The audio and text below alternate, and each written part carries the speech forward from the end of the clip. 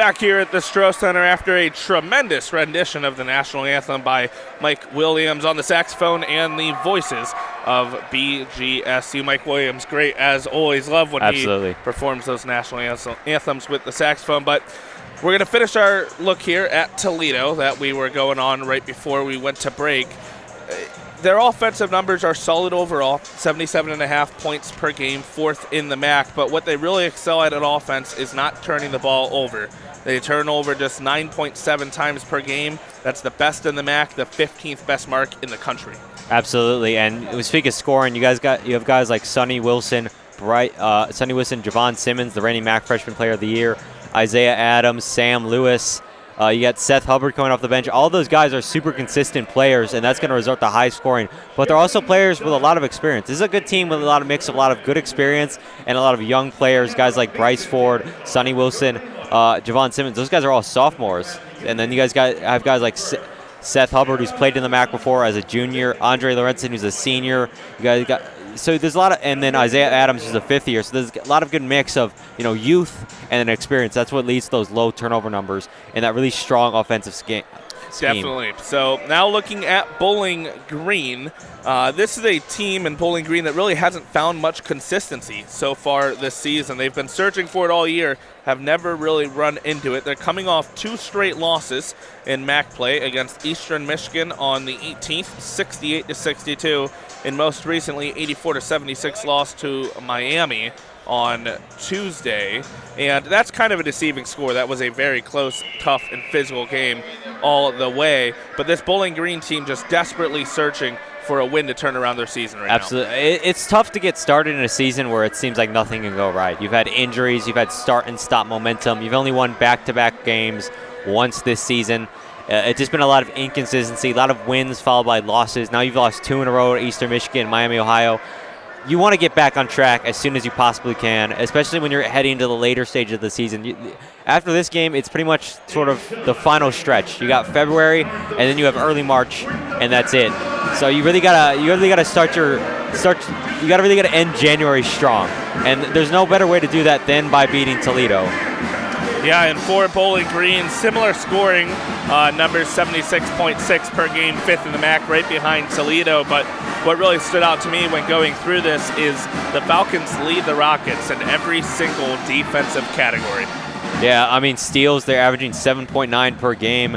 They're allowing only 77.8 points per game. They're just been really consistent defensively wise, and compared to Toledo, who's allowing 77.8 points per game, who's only gotten 5.6 steals per game. They're averaging 2.8 blocks compared to BG, three blocks. So defensively, the Falcons have a strong suit, especially when you guys have guys like Javante Campbell on your defensive side being super consistent. Obviously, he's still got that hand injury, I believe. I don't know if he's still wearing that cast. Actually, he is, except it's a different color now. He swapped out the white for sort of a black wrist tape, I want to say it looks like. So it looks like a little less compact than what he usually wears. Yeah, we'll see if he adds anything before game time. But right now, yeah, he is just wrapping that middle finger and that ring finger. But looking at these two teams, as we have about a minute 45 to go here until they do the starting lineups, what sticks out for you for both these teams? Which players stick out for you? And what are going to be your keys to the game for both these teams, Artie? Well, for Bowling Green, I think it's really easy to pick the guys who stand out. You got to go with the guys who've been most consistent. Number one, Javante Campbell. Even with that hand injury, I thought he had a great game against Miami, Ohio. He scored 14 points. He was super consistent defensively as once again. So I'm looking to him, especially since you mentioned so much about how Bowling Green is really better defensively. I'm looking at him. Also, Marcus Johnson, because I think he's been phenomenal once again. He's started to hit a hotter streak. He had a quieter game against Miami, Ohio. I believe he only scored 12 points in that. Had a rough shooting performance, but there's no telling when he can get back on track. Also, I'm looking Jemai Felt, who's been a force defensively for the BG. He's been averaging 5.3 points and 5.9 rebounds, and been one of the leading blockers since Maxine started. Toledo, more interesting because they're so scoring oriented in such a way. Sonny Wilson, number one, averaging 15.2 points per game along with 4.8 rebounds. I'm looking at him to have a big game against the Falcons. Another guy I think is going to have a good game today, Sam Lewis, the other sophomore guard on the left of Sonny Wilson, averaging 14.3 points and 5.3 rebounds. So I'm looking to him today as well. And the third guy, Javon Simmons, the reigning MAC Freshman of the Year, averaging 12.6 points this season with 5 rebounds, shooting 55.9% from the field. So we will go over the starting lineups here as they're about to get introduced on the court. For Toledo, Javon Simmons, that reigning MAC Freshman of the Year. He will start for the Rockets, no surprise there. Joining him will be Sam Lewis, sophomore guard from Chicago, Illinois. Bryce Ford, sophomore guard from Scottsdale, Arizona. They will also be joined by Seth Hubbard, the transfer from Western Michigan. And Isaiah Adams will round out the starting lineup. 5th-year guard, 6'7", transfer from Buffalo. Anything stick out to you in that starting lineup for Toledo? Well, I mean, obviously it's what we expected, really. Most of the guys are in there, as you said. Sam Lewis, for one. Not really surprised to see him in the lineup. Who I just mentioned, Isaiah Adams, 5th year. We want experience in there, especially when he's played in the MAC before. He transferred from Buffalo.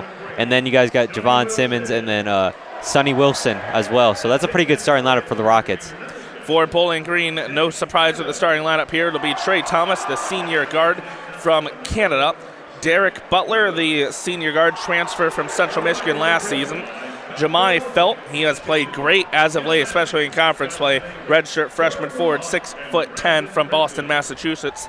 Javante Campbell, the junior guard from Muskogee, Oklahoma. And Marcus Johnson, the senior forward. So we will take a quick break here. When we come back, we will have tip-off between Bowling Green and Toledo in the Battle of I-75 here at the Stroh Center. You're listening to BGSU Men's Basketball on Falcon Radio.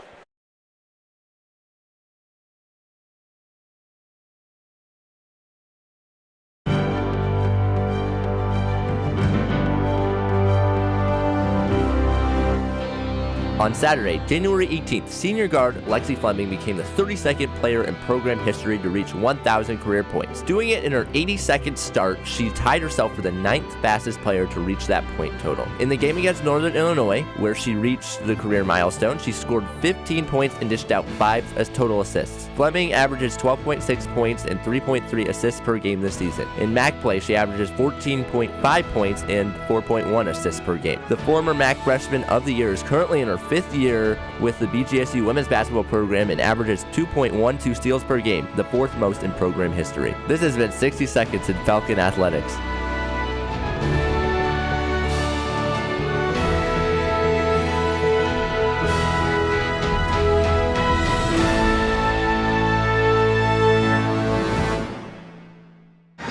Back here at the Stroh Center, hype video still playing for Bowling Green. Their starting lineup's about to be introduced. And before we get tip-off here, you had mentioned your keys to the game, Artie. I do want to point out one thing that Todd Kowalczyk said after the loss against Kent State last game.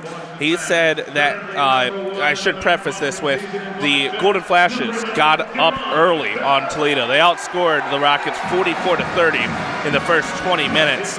And Kowalczyk postgame said, I thought we got our tails kicked from start to finish. They put us on our heels. That's not like us. I thought this team had found a consistency, and we obviously lost that tonight. We will learn a lot about ourselves the next 2 days with a rivalry game coming up on Friday at BG. So a couple things from that. That may be the key to success against this Toledo team, to get out on them early. And we know that has been a slight problem for Bowling Green with fast starts, although they didn't have it against Miami. And we'll see if this Toledo team still has the confidence that they had at the beginning of MAC play. If I'm Coach Todd Simon, I'm showing my team that exact quote, and I'm telling them to do exactly what you just said. Get out to a fast start. You cannot let your momentum up. You got to get up early. You got to score often. If a coach says that about his team coming into a rivalry game, that should be fuel for your fire. You can win this game if you get off to a hot start, and that's exactly what you need to do, just like you did against Miami, Ohio, but you cannot falter in the momentum category. So Bowling Green just finished their introductions. Lights turning back on here at the Stroh Center. These two teams getting ready to go. Toledo will be wearing their midnight blue with yellow Toledo script, the gold Toledo script across the chest, some gold checkering down the sides of those midnight blue jerseys with gold lettering and numbering. For Bowling Green, they will be wearing their all oranges with white numbering, BGSU, written in kind of gateway arch across the chest there. For context, in those jerseys, Bowling Green this season is just 1-5 in them. They are 5-9 in the Todd Simon era wearing these uniforms. But you got to break that curse sometimes, Tyler. Sometimes you just got to put them on and hope you get that win. We are set and ready to go here. It will be Javen Simmons and Jemai Felt tipping it off. Bowling Green wins the tip. We are underway here at the Stroh Center between Bowling Green and Toledo. The Falcons going from left to right across your radio dials. Toledo right to left. Trey Thomas with it, wearing a headband, white headband, driving inside. Derek Butler with it now. Kicks it out to Javante Campbell. Campbell working around a Felt screen, so top of the key. Gives it to Derek Butler, far side wing. Butler back top of the key, gives it off to Marcus Johnson. 4 on the shot clock, deep triple from Johnson, comes up short. Off front iron, rebounded by Simmons. The defender was all over Johnson there. Sometimes you just got to let one fly, and unfortunately it didn't fall for Johnson. Sonny Wilson driving inside over Trey Thomas. Thomas blocks him. Great defensive play by the senior guard. You don't normally see many blocks by Trey Thomas. A pretty rare one there, and he gets the crowd all hyped up early. Just his second of the game, of the season, I should say. Trey Thomas with the ball, right wing. Thomas gives it off to Derek Butler in the corner. Butler driving baseline, 8 on the shot clock. Butler gets to the free throw line, picks up his dribble. Trey Thomas, deep triple, just missed. Offensive rebound by Jemai Felt. Going to be taken by Sonny Wilson. Wilson with the ball, gives it to Sam Lewis. Lewis working inside, going to be rejected by Jemai Felt. 2 early rejections for Bowling Green on the first 2 Toledo offensive possessions. Oh my goodness. I think he blocked that with both hands, it looked like. I don't think I've seen that before at the Stroh Center. Both hands, a double rejection. That's the 27th block of the season for Jemai Felt. He's second in the MAC in that category. And back underway here, Sam Lewis, pull-up jumper from about the free throw line, nails that. So Toledo gets on the board first. They lead 2-0 with just over 18 minutes to play in the first half. This one a pass to Marcus Johnson, taken away by Isaiah Adams. He takes it coast to coast. Toledo up 4-0. And that's the experience of Isaiah Adams in his 5th season, previously played at Buffalo. That's going to pay dividends for this Toledo defense. Trey Thomas with it for the Falcons, gives it off to Johnson. Johnson top of the key, working to his right now, driving inside on the low block. He wanted contact, got none, went for the shot, it got stripped. Toledo taking it the other way, Sam Lewis with the ball. And early on, Isaiah Adams has Marcus Johnson locked up to begin this game. And Isaiah Adams on the other side drains a triple. Early 7-0 lead for the Rockets, 17:40 and counting to play in the first half. Not the start you want if you're Bowling Green. Absolutely not. And we mentioned how crucial it was to get off to a hot start. They seem to hit a cold one so far today. Offensively, they've taken 2 deep triples, and that is it. They have 2 early turnovers. Marcus Johnson with it, 6 on the shot clock, working inside at the MAC logo inside the paint. Takes a step, gets inside, puts up a layup, does not go, but he is fouled. So Marcus Johnson will go to the line for 2 to try to get Bowling Green on the board. Looks like Isaiah Adams tried to block that one. Looks like he maybe got a hand on Marcus Johnson's wrist. He didn't like the call. He kind of had his hands up in the air in disbelief, but he's going to send Johnson to the line. Johnson, pretty good free throw shooter on the season. Been pretty consistent from that area. He hits the first from the line. Johnson on the season, 86.5% from the free throw line. Leads Bowling Green, it's 4th in the MAC. He hits both from the charity stripe. Score stands Toledo 7, Bowling Green 2, approaching 17 minutes to play in the first half. Sonny Wilson with it for Toledo, gives it off to Sam Lewis inside here. Lewis shot, little floater over Derek Butler goes. Toledo now leads 9-2. We've played over 3 minutes here at the Stroh Center. All 9 points today have been scored by Isaiah Adams and Sam Lewis, counting for 5 and 4 respectively. Javante Campbell almost lost the dribble there, but maintained it. It's Derek Butler with the ball now. Gives it off Marcus Johnson, top of the key. Triple, moving to his right, no problem. He cans it. And Ziggyville's going to get loud after that one. They're waving the flag. They got the 3 signs in the air. BG down now only by 4. They've responded after going down 7-0. It's now 9-5 Toledo, 16.5 to play in the first half. Ball almost got knocked away there, but Sam Lewis maintains it. Gives it off to Isaiah Adams. Pull-up triple for Adams. Just missed off target to the left. Jemai Felt with the rebounds. And that's the impact of Jemai Felt on this defense. The great rebound there. Derek Butler transition 3 does not go. Rebounded by Sonny Wilson.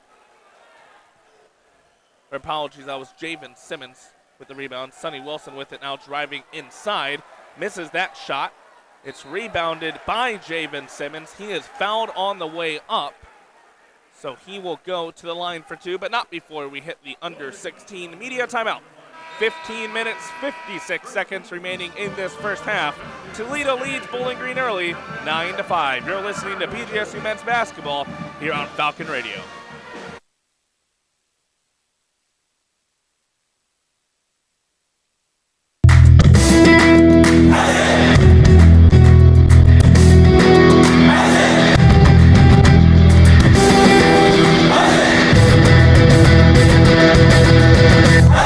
Falcon women's basketball returns to the Stroh Center to battle the Akron Zips on Wednesday, January 29th. Tune in to Falcon Media Sports Network's Caden Knapp and Foster Rosti at 6:45 for pregame and 7 p.m. for tip-off on WBGU 88.1 FM.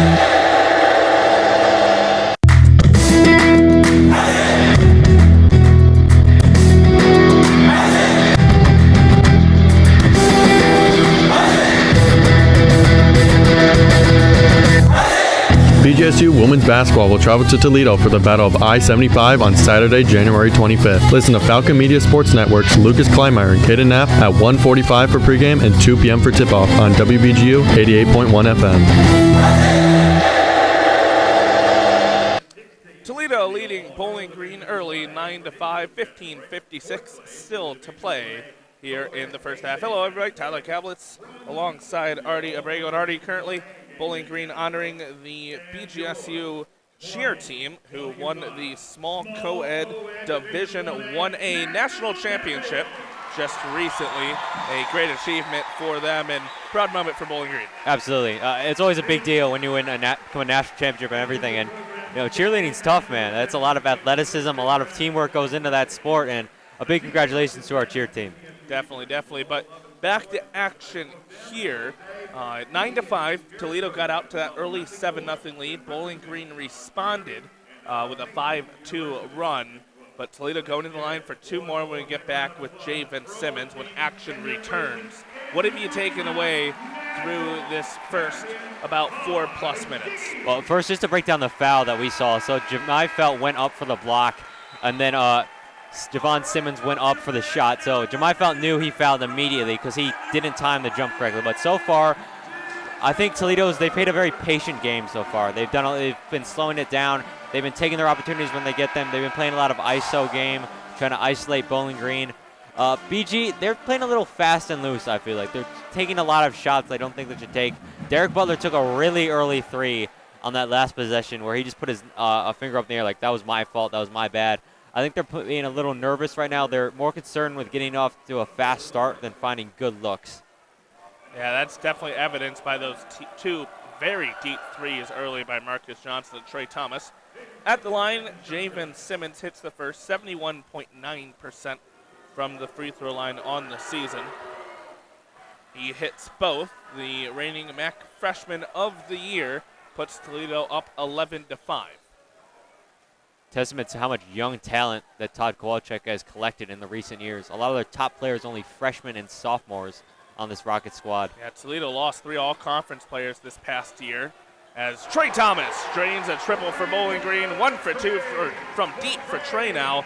Bowling Green trails by just 3, but as I was saying, they lost Tyler Cochran, Dante Maddox Jr., and they also lost Raheem Moss. All those guys averaged over 14 points per game, all conference players, and they've replaced them with no problem as Sonny Wilson gets a shot to go on the other end. 13-8 Toledo leads. Well, I feel like the Toledo team operates like if one guy goes down, we got 3 more ready to take their place. Todd Kowalczyk does a great job of recruiting young talent, develop them behind senior experienced players, and then getting them ready for those starting positions. Good ball movement here from Bowling Green. Players dropping it off to each other, top of the key. It's Campbell now working inside. Spin move layup does not go. Rebounded by Javen Simmons. He throws it in before he goes out of bounds. Smart move. Andre Lorenzen recently checking in for Toledo. Gives a pass off here to Sonny Wilson, left wing. To Javen Simmons inside. Now to Lorenzen at right corner. Does not go. Tipped out by Jemai Felt and rebounded by Wilkins Jr. Exact. On the court for Bowling Green, it's Trey Thomas, Campbell, Exact, Felt, and Butler. Butler now from the wing. Triple goes.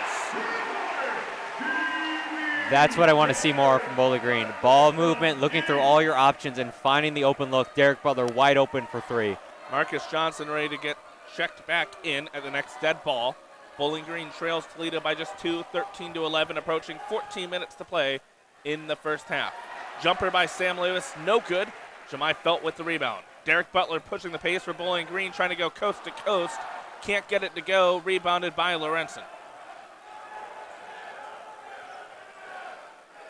Sam Lewis dishes it off to Sonny Wilson here, who travels in front of the Bowling Green bench.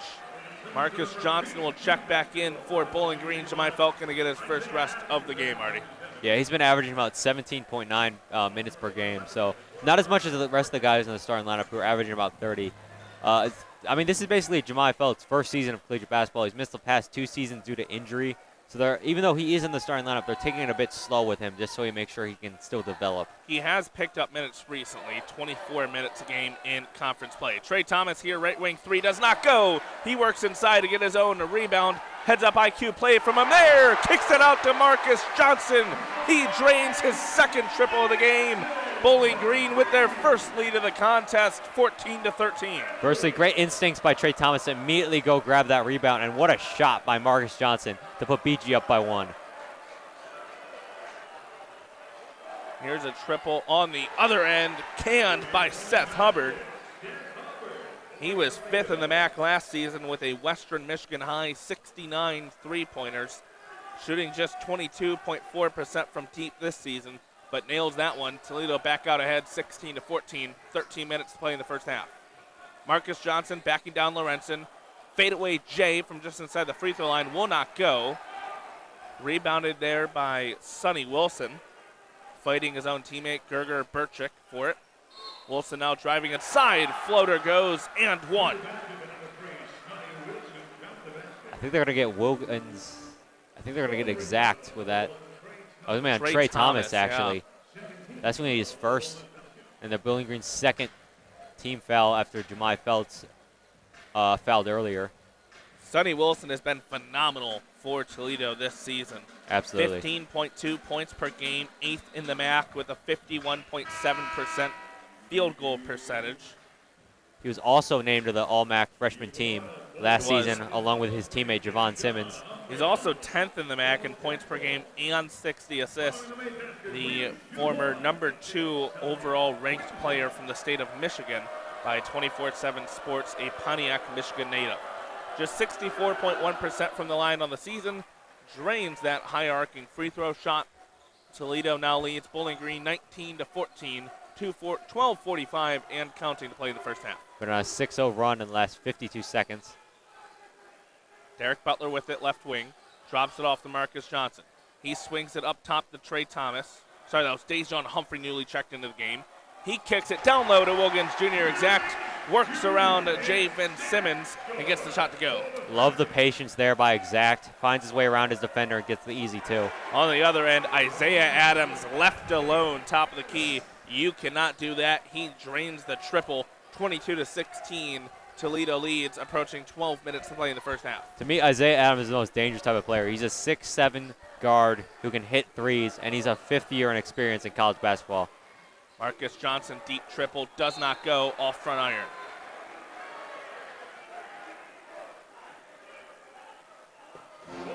And that will lead us to our under 12 media timeout. There was a foul there. That's going to be on Wilkins Jr. Exact. Was waiting to see who they'd assign it to.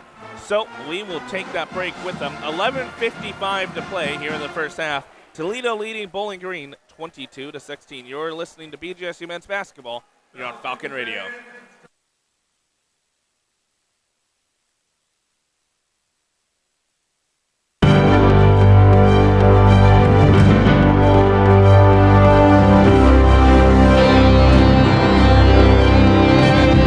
On September 13th, BGSU men's soccer's Bennett Painter scored the game-winning goal against Northern Illinois, leading to the team getting nationally ranked. Falcon Media Sports Network's Lucas Kleinmeyer had the call on the WBGU PBS YouTube channel. Gonna win that one initially. Head up again.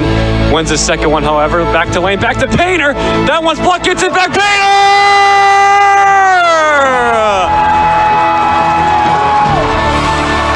Painter paints another masterclass at Cochran Stadium.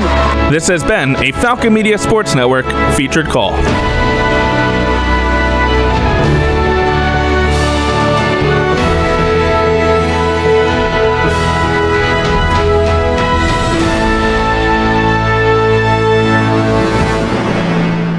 Toledo on a 9-2 run over the last minute 42 seconds. They lead Bowling Green 22-16, 11:55 to play in the first half. Tyler Cavlett's here alongside Artie Abrego. Artie, the Falcons battled back, had a lead. They've now lost it. Toledo got the momentum back past few minutes. Getting the momentum back is right. They've been on a 9-2 run last 1 minute and 42 seconds. They're shooting 3 from 5 from 3. Isaiah Adams has gone 2 out of 3. They're shooting 57.1% from the field compared to Bowling Green's 38.5% from the field. They're winning the rebounding battle 9-5 as well. BG, though, pretty high up in those assist numbers. They've got 5 compared to Toledo's 2. Toledo's forced 2 BG turnovers, and they've scored 8 points in the paint compared to BG's 2. And Bowling Green, they played a really outside the perimeter game here today. Lots of threes. They're shooting 4 from 9 from 3. Not a lot of inside game today. 9 of their 13 shots coming from beyond the arc. Toledo allows opponents to shoot 34.6% on threes. Not a crazy high mark, middle of the road in the math. You have to think Todd Simon sees something in that Toledo defense leading them to take those shots. Isaiah Adams on the other end. Jumper from the free throw line does not go. Jemai Felt with the rebound. It's Thomas, Butler, Felt, Johnson, and Humphrey on the floor for Bowling Green. Lewis, Ford, Isaiah Adams, Seth Hubbard, and Gerger Burchick on the floor for Toledo. Trey Thomas has the ball on top of the key for Bowling Green. Gives it off to Marcus Johnson. Johnson swings it to Dejon Humphrey. Humphrey up top to Trey Thomas. Thomas driving inside. 5 on the shot clock at the free throw line. Moves to his right. Jumper does not go. Rebounded by Marcus Johnson. Good effort. Secures the offensive rebound. Lob here to Jemai Felt. He can't finish it, but he is fouled. That would have been an electric play. Marcus Johnson fought for that offensive rebound, stripped it away from a Toledo player, passed up an open three-pointer. I don't think he realized he was as open. Tried to lob it to Jemai Felt, who jumped over a Toledo player, couldn't finish the dunk, but was fouled in the process. That was almost the highlight play of the season, probably the year, if we're being honest. That was 2 steps away. Like you mentioned, he shakes his defender off him, breaks his ankles, goes for the lob. Jemai Felt is a foul away from a poster, from probably the highlight play of the game and probably the highlight play of the season almost, but he's going to head to the line. Reminds me to that lob that Sam Towns gave him for Jemai Felt's first collegiate points way back at the start of the season. Jemai Felt actually pretty decent at the line, 67.7%, and I should not have said that while he was at the line. Commentator's curse right there. Misses off back iron. Felt does on the first attempt. They always make it when I don't talk, so I just gotta be quiet when they're at the line. I just gotta be silent now. Felt, second one from the line, cans it. And my theory was correct. 22-17, Toledo leads Bowling Green. 11 minutes to play in the first half. We've played 9 inside the Stroh Center. Seth Hubbard with the ball for Toledo. Isaiah Adams, Gerger Burchick recently checking up for the Rockets. Javen Simmons, Jalen Owinga back in. And this one's going to be picked off by Bowling Green. Dejon Humphrey with it. Working to his left, trying to get inside. Retreats back out to the three-point line. Gives it to Derek Butler. Butler top of the key, working around a Marcus Johnson screen. He goes downhill. Layup does not go. Jemai Felt can't get the offensive rebound. The Rockets take it the other way. Pretty rough start to the game for Derek Butler. It just seems like he can't completely find his shot yet, and he's going to leave his defender wide open there. Sam Lewis double-teamed in the corner, found a wide-open Seth Hubbard for a three. He couldn't make it. Bowling Green takes it the other way. And that's a dangerous game, leaving Sam Hubbard wide open. Like you mentioned earlier, made 69 threes last year. Trey Thomas found a wide-open Jemai Felt down low. By the time he got it, I believe that was Seth Hubbard was there. We'll see who they assign it. He was fouled going up for the layup. They're going to actually assign it to Jalen Owinga. So Owinga closed in on Felt, forced the foul and the miss on the layup. He'll go to the line for 2. I mean, every free throw gives you a little bit closer. That one rattles out for Felt. Javante Campbell back into the game for Derek Butler. As a team, Bowling Green shoots 75.4% from the line. Second best in the MAC, top 70 in the nation. Felt's second attempt makes that, so 2 for 4 and 2 trips to the free throw line for Jemai Felt. Bowling Green trails Toledo 22-18. We are halfway through the first half here at the Stroh Center. 10 minutes to play in this first period. Toledo's been scoreless for the last 2 minutes and 15 seconds. Bryce Ford with it, trying to get a shot off. Blocked there by Trey Thomas. It's going to be rebounded by Owinga. Finds a wide open Ford in the corner. He drains the triple. And they're deadly so far from outside. 4 for 7 now on shots from beyond the arc. On the season, Toledo shoots 32.4% from deep. Not a crazy high mark. Javante Campbell with it. Wide open Trey Thomas in the corner. Misses the shot. I believe he was fouled there. He was, so Trey Thomas will go to the line for 3. Thomas, really good free throw shooter, 76.7% from the line, and he's got 3 chances to get this into within 4 for Bowling Green. Still very early on here. That's going to be a foul by Bryce Ford. So after making the triple, he commits a foul on Trey Thomas shooting a 3-pointer. Thomas hits his first from the line. He's struggled in non-conference play over 12 games, 7.9 points per game, shot 33% from the field, 31% from deep. In conference play through 6 games, Trey Thomas, as he hits the second from the line, is averaging 17.7 points per game, 44% from the field, 40% from deep.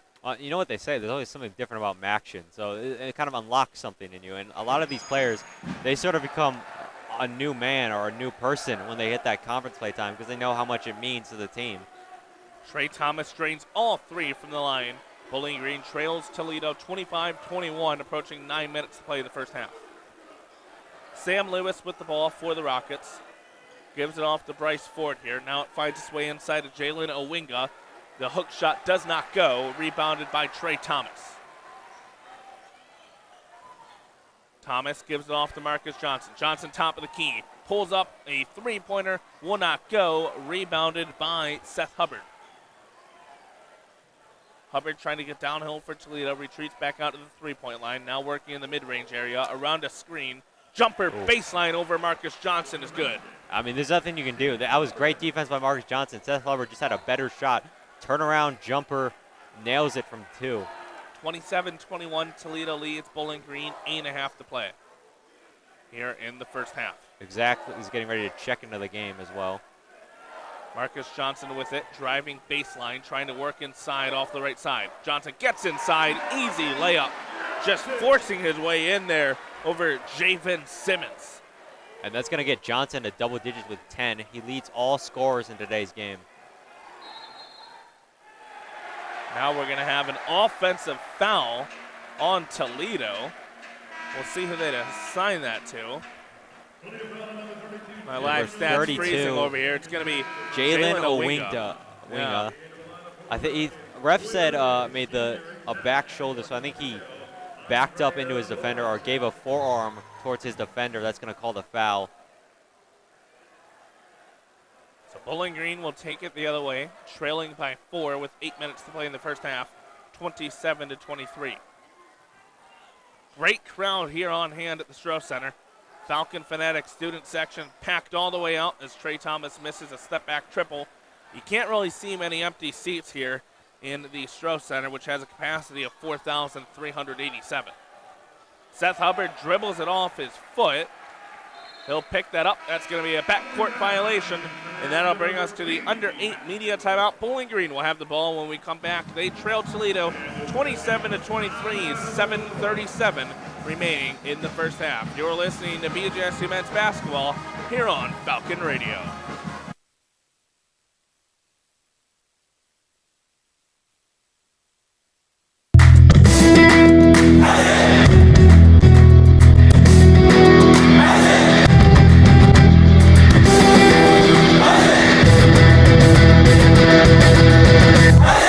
Falcon Hockey looks to get back in the win column against Augustana on Friday, January 24th. Tune in to Falcon Media Sports Network's Ben Korak and Lucas Kleinmeyer at 7:15 for pregame and 7:30 for puck drop on WBGU 88.1 FM.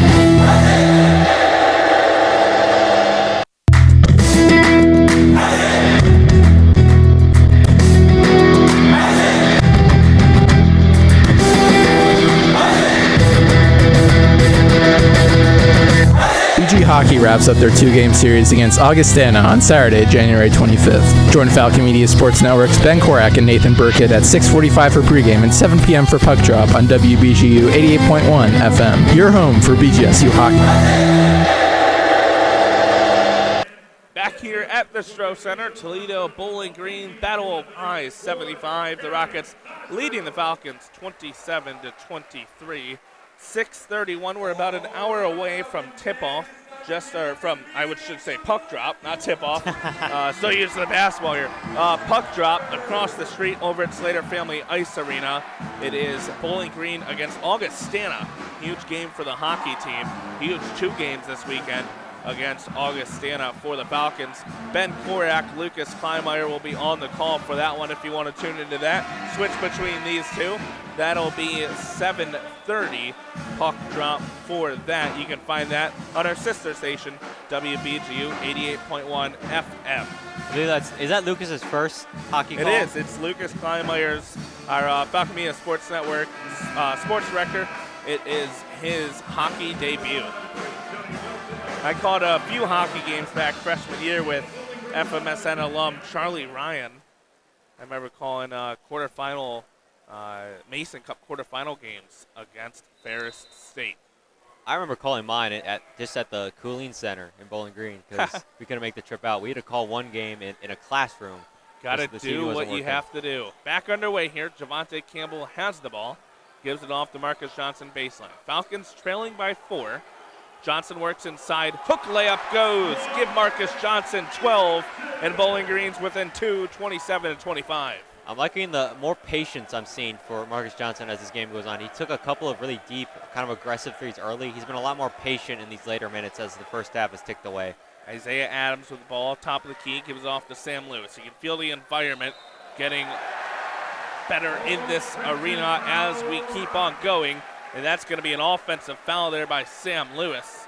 Knocked a Bowling Green defender to the ground. Easy call for the officials there. And that's what you've been missing from a guy like Dejon Humphrey, a guy who's willing to put his body on the line to get those personal fouls, to force those turnovers, that experience defensively that you've been missing if you're Todd Simon. Javante Campbell with the ball. Top of the key for the Falcons. Campbell gives it off to Marcus Johnson. Johnson to Wilkins Jr. exact. Now to Derek Butler, right wing. Butler beyond the arc, right wing, gives it off to Marcus Johnson on the low block. Johnson backs down to his defender. He falls down. 14 points in the first half for Marcus Johnson. What's that saying? Big-time players make big-time plays. Marcus Johnson, an amazing game so far. 14 points, 5 for 9 shooting. He's really stepped up in the Battle of I-75. We are tied up at 27 here. It's going to be a foul against Isaiah Adams going up for a jumper there. That's going to be on Marcus Johnson. 6.5 minutes still to play here in the first half. For Johnson, that will be his first personal foul. Isaiah Adams headed to the line. He shoots 93.1% from the free throw line. Hits the first one. Adams has been a great addition for this Toledo team. Just over 10 points a game. Hits both from the line. Adams is that journeyman type player. He's from UCF. He transferred to Buffalo, and now he's found his way to the Rockets. Doing a little tour. Similar to Derek Butler. Derek Butler in his 4th university in as many years. Javante Campbell with the ball for Bowling Green. Gives it off to Dejon Humphrey. Humphrey back to Campbell, top of the key. Campbell works his way inside. Shifty puts the shot up, hits the net. Can't go through. Went up from the bottom of the net, trying to force it up. I don't think he realized he was as far into the hoop as he was. but Campbell trying to steal it away on the other end. He does get a steal, gets it off to Derek Butler. No one in front of him. He slams it home. The Stroh Center erupts as Bowling Green ties it back at 29. I got a little silently excited. That was amazing. Javante Campbell puts his body on the line, grabs the basketball, finds Derek Butler with a perfect pass for the slam. Now in front of the Bowling Green bench, Todd Simon pointing that he may have stepped out of bounds, and he did. Isaiah Adams steps out of bounds in front of the Bowling Green bench, turns it over. The Falcons with all of the momentum right now. The game just shifted so fast. Bowling Green just went on an insane run, forced the turnover for that Derek Butler dunk. Then they forced a timeout against Toledo. They forced Todd Kowalczyk to use the timeout. I'm sorry. I'm so excited. I'm messing up my words. Ziggyville's loud right now. This arena's loud. It's 29-29 at the Stroh. Just a 30-second timeout, so we'll stick here. That was a Javante Campbell steal. So we're going to keep looking at this tracker. Javante Campbell chasing history on the defensive side for Bowling Green. That will be his 59th steal of the season. That leads the MAC. It's third in the nation. He is now 23 steals away from DeMar Moore's Bowling Green single-season record and 44 away from the MAC record, which is held by Ball State's Bonzi Wells. He's on pace coming into this game for 103 steals. That would blow past the Bowling Green record. Bonzi Wells is 103. That pace is for Bowling Green's 31 regular season games. So something to watch. And I guess they're going to say that Toledo called a timeout before he stepped out of bounds. So Toledo will keep the ball. They will not make the shot, however. Missed jumper there by Hubbard, but it's rebounded by Lorenzen. They'll keep possession. Shot clock resets to 20. Inside to Javen Simmons, now kicked outside. Wilson, three-pointer in front of the Bowling Green bench. That goes. Toledo back out ahead by 3, 32-29, under 5 minutes to play. I think Wilson would talk a little trash there to Bowling Green after he hit that three. I mean, it is a rivalry game. That's going to happen in such a high-profile, electric game. And these are two head coaches that understand this rivalry. Todd Simon going to Central Michigan. Todd Kowalczyk coaching in the MAC for so many years. Kowalczyk wanted to travel on Jemai Fowler. He was screaming for it. Does not get it. Now it's Marcus Johnson inside. He has 14. Fadeaway jumper. Made his man miss, going left to right, and the fadeaway goes. Marcus Johnson up to 16. Bowling Green back within 1. We have a battle here in the first half. Absolutely. Back and forth you go. This is as good as a basketball game as you could script, especially for the Battle of I-75. Working inside now, Javen Simmons gets fouled before any shot. That foul, we'll see who they assign it to. It might be either Marcus Johnson or Jemai Felt. They were in the area. Marcus Johnson. It will be on Marcus, so this is something to watch now. Marcus Johnson up to 2 personal fouls. Todd Simon's going to check him out. That's huge if you're Bowling Green. Wilkins Jr. Exact comes in for Simon. And Trey Thomas comes in for Dejon Humphrey.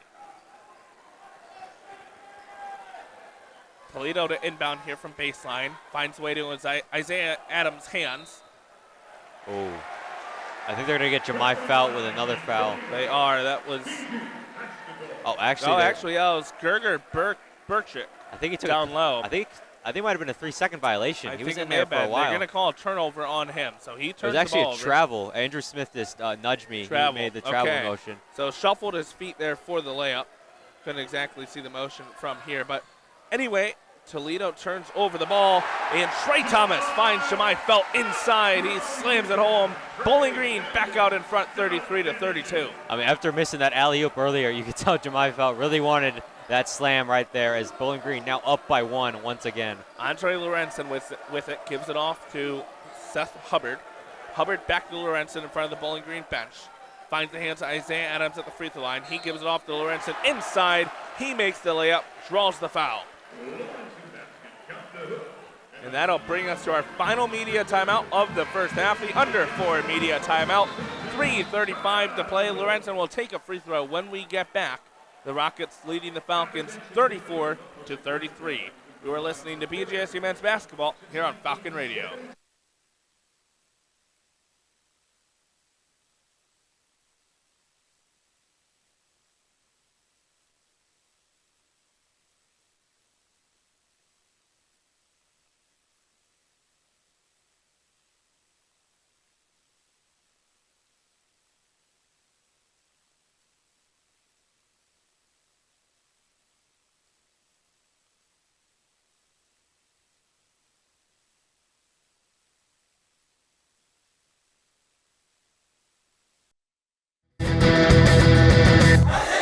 BGSU women's basketball will travel to Toledo for the Battle of I-75 on Saturday, January 25th. Listen to Falcon Media Sports Network's Lucas Kleinmeyer and Kaden Knapp at 1:45 for pregame and 2 p.m. for tip-off on WBGU 88.1 FM.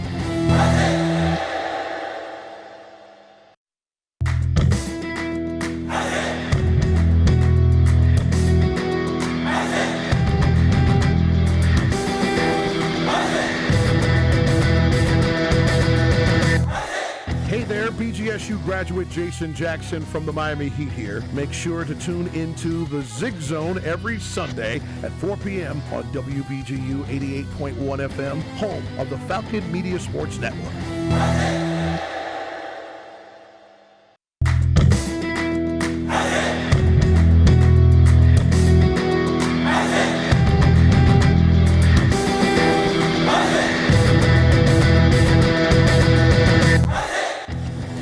Don't have time to tune into a BGSU sports broadcast? Falcon Media Sports Network will have you covered with live updates of home BGSU athletic events. To follow along, head over to @BG_FMSN on Twitter X.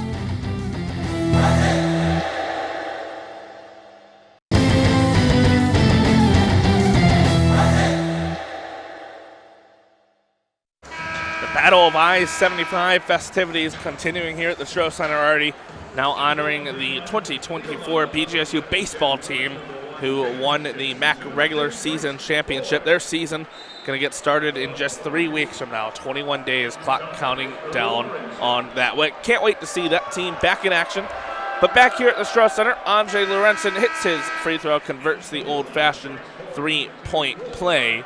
Toledo now leading Bowling Green 35-33 with 3:35 to play in the first half. And with Marcus Johnson currently checked out of the game, this is a big test for Bowling Green if they can handle the Toledo defense with him off the court. Marcus Johnson had 16, picked up 2 personal fouls, so it's going to look to see guys like Trey Thomas can really step it up here in these final minutes of the first half. Johnson out with 2 personal fouls currently. Javante Campbell driving baseline, layup goes. And he draws the foul, so Campbell will go to the line for a 3-point play.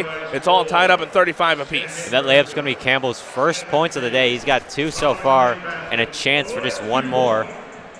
So I get him a 3-point performance so far on the night. Campbell, he shoots about 75.3% from the line. That's going to be a Bryce Ford. That'll be his 2nd foul. Campbell hits the free throw. Javante Campbell actually ranks 2nd in the MAC with 73 free throws made this season. Now 1 for 1 from the line here today. And Bowling Green back out in front of Toledo, 36-35. Isaiah Adams with the ball for the Rockets, driving inside against Jemai Felt. Gets the shot up over Felt. And Javante Campbell skies up to get the rebound. Almost loses it, maintains control, trying to go the other way. You can see the hand injury affecting his dribbling a little bit there. He gives it off to Wilkins Jr. Exact, who misses a transition 3. Toledo will take it the other way. It's going to be a 3-pointer by Bryce Ford. He cannot hit it. Rebounded by Felt. He'll give it to Trey Thomas. Thomas will operate the Bowling Green offense from the Bowling Green logo. Thomas finds Felt inside. Bullet pass. Felt trying to get it to Wilkins Jr. Exact in the corner. Throws it out of bounds. And that momentum when Felt bounced off the chest of Javon Simmons really affected Felt's momentum, so he's going to fall out of bounds. He kind of threw a desperation pass in the corner where Derek Butler would have been, but it was just off balance, and he kind of tapped his shoulder twice, let his team know that was my bad, that was my bad. Sam Lewis now 3 here for Toledo. Cans it. Rockets back out ahead by 2. And Sam Lewis just quietly got to 11 points on the day. Actually, his 8th point of the day, I should say. 38-36, Toledo leading Bowling Green. 2 minutes to play at the Stroh Center here in the first half. Javante Campbell with the ball. Finds Jemai Felt inside. Felt easy layup. Nice pass by Campbell over a Toledo defender. Jemai Felt had perfect position down low. Makes the layup. I mean, that's where being 6'11" really helps you out. You just tower over the rest of the guys in your vicinity. All tied up at 38 once again. 1:45 and counting to play. Isaiah Adams with the ball for Toledo. Gives it baseline to Sonny Wilson, who finds Adams inside. He can't make the shot. That was actually Javen Simmons inside. Trey Thomas stepped out of bounds. He did, When, trying to go the other way, when- trying to get the rebound. When Jemai felt he got the rebound, passed it quickly to Trey Thomas, and I don't think Trey Thomas even fully realized where his foot was when he got the ball. It was just on that white line. Just a mental mistake there by the Falcons. Toledo will inbound. Isaiah Adams, top of the key, gives it off to Sam Lewis. Wide open here, three-pointer in the corner by Bryce Ford, identical to the one that he hit a few minutes ago from that same spot. And that's just great ball movement. They pass it to three guys. They get him off the defender. They pass it to another guy. He gets him off his defender, and they get a wide guy in the corner, Bryce Ford, wide open for three with nobody around him. BG had to keep switching on defense in order to cover the three. 41-38, Toledo leads Bowling Green. A minute to play here in the first half. Trey Thomas with the ball, shot clock under 10, down to 5. Thomas moving to his left, gives it off to Williams Jr. exact. He pulls a triple, one on the shot clock, will not go. Rebounded by Javen Simmons. He gives it off to Ford. Back to Simmons. He'll pull a jumper from just inside the three-point line. Will not go. Rebounded by Derek Butler. He'll slow things down for Bowling Green. Give it off to Trey Thomas. Thomas will call a timeout. Bowling Green going to take their time, draw up a good play here. Down by 3 with 33.4 seconds remaining. 25 seconds will be on the shot clock. Yeah, you just really got to slow things down here. The team, it looks a little nervous. They're 1 for 7 in the last three-pointer attempts. And comparing to Toledo, who's 4 for 5 in the last 5 three-point attempts. So really big back-and-forth game here so far. 41-38 score. I think head coach Todd Simon, he just wants to take a minute, maybe give his team just a breather to draw up a play so they can get their best look available. And Artie, this feels basically identical to the first half between Bowling Green and Miami. Oh, absolutely. The score of that was 40-39, Bowling Green at halftime. Toledo 41, Bowling Green 38 right now with under a minute to play. I will say the shooting numbers concern me a little for Bowling Green. They're shooting 13 for 28, 46.4, and 30.8 from 3. But I'm liking the faster starts we're getting from this team in the first halves. They the past couple games, the whole season, they started really slow in the first half and then built the momentum in the second.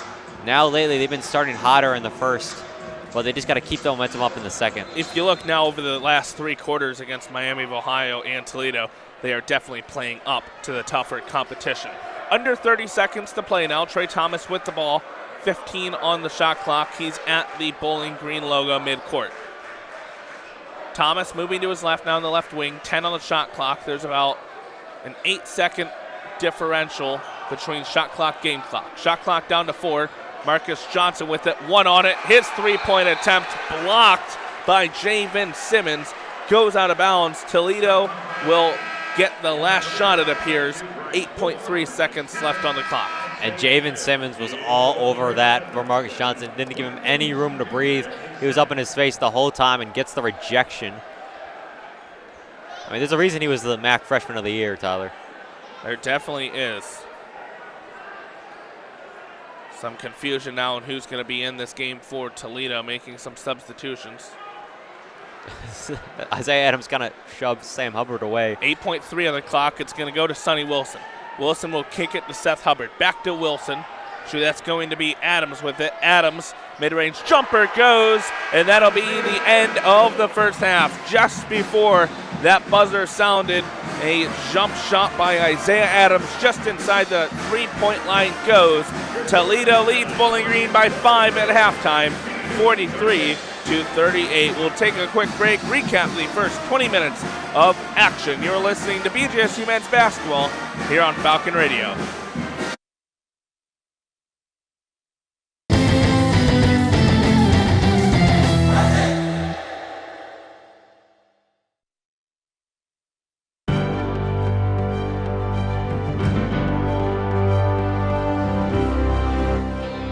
On Saturday, January 18th, senior guard Lexi Fleming became the 32nd player in program history to reach 1,000 career points. Doing it in her 82nd start, she tied herself for the 9th fastest player to reach that point total. In the game against Northern Illinois, where she reached the career milestone, she scored 15 points and dished out 5 as total assists. Fleming averages 12.6 points and 3.3 assists per game this season. In MAC play, she averages 14.5 points and 4.1 assists per game. The former MAC Freshman of the Year is currently in her fifth year with the BGSU women's basketball program and averages 2.12 steals per game, the fourth most in program history. This has been 60 Seconds in Falcon Athletics.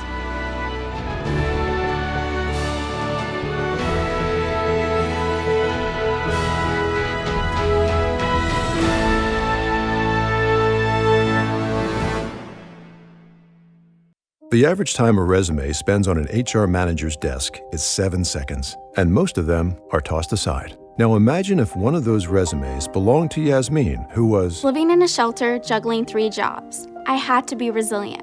That's something that you can't teach. We rely so much on a resume, yet it could never tell the full story of someone who had to be independent and take initiative, and that's how I handle every project I get. Discover new ways to develop great talent at gradsoflife.org. Brought to you by Grads of Life and the Ad Council.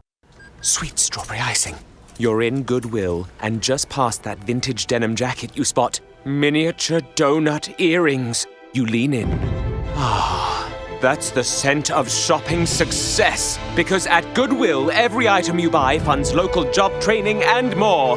So bring home those donut earrings and bring home so much good to your community. Goodwill.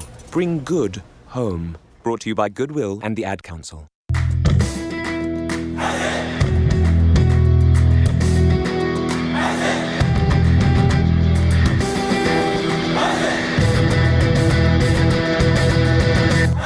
Falcon women's basketball returns to the Stroh Center to battle the Akron Zips on Wednesday, January 29th. Tune in to Falcon Media Sports Network's Caden Knapp and Foster Rostite, 6:45 for pregame and 7 p.m. for tip-off on WBGU 88.1 FM.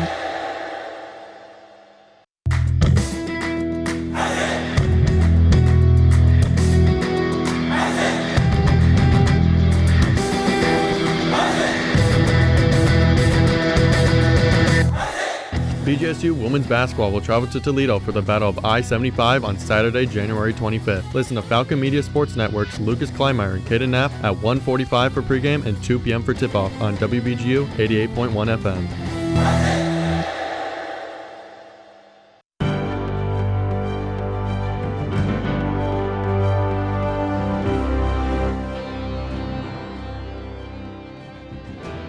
On January 13th, Bowling Green State University Director of Athletics Derek Vandermeer announced that head men's soccer coach Eric Nichols had agreed to a 5-year contract extension. Across 16 seasons, Nichols has accumulated a record of 131, 119, and 44. And through the last 5 years, he has led Bowling Green to a 56, 37, and 15 record, including a trip to the Missouri Valley Conference Championship game in 2024. Since the 2020 season, Nichols has guided Bowling Green to 2 NCAA tournament bids, winning a game in 2021. He is now under contract for the 2029 season.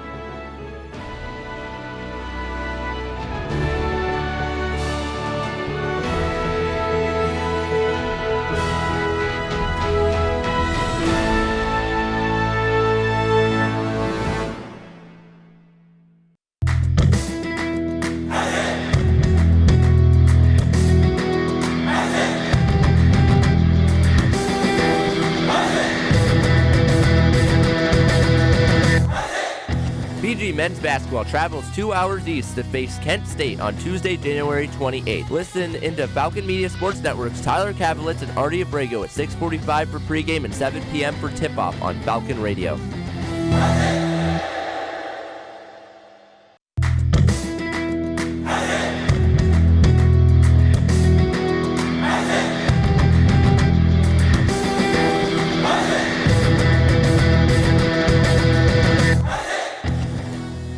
BGSU Women's Swim competes in the Butler Invitational in Indianapolis, Indiana on Sunday, January 26th at noon. Falcon Media Sports Network's Wyatt Broadbar will have the recap on bgfalconmedia.com.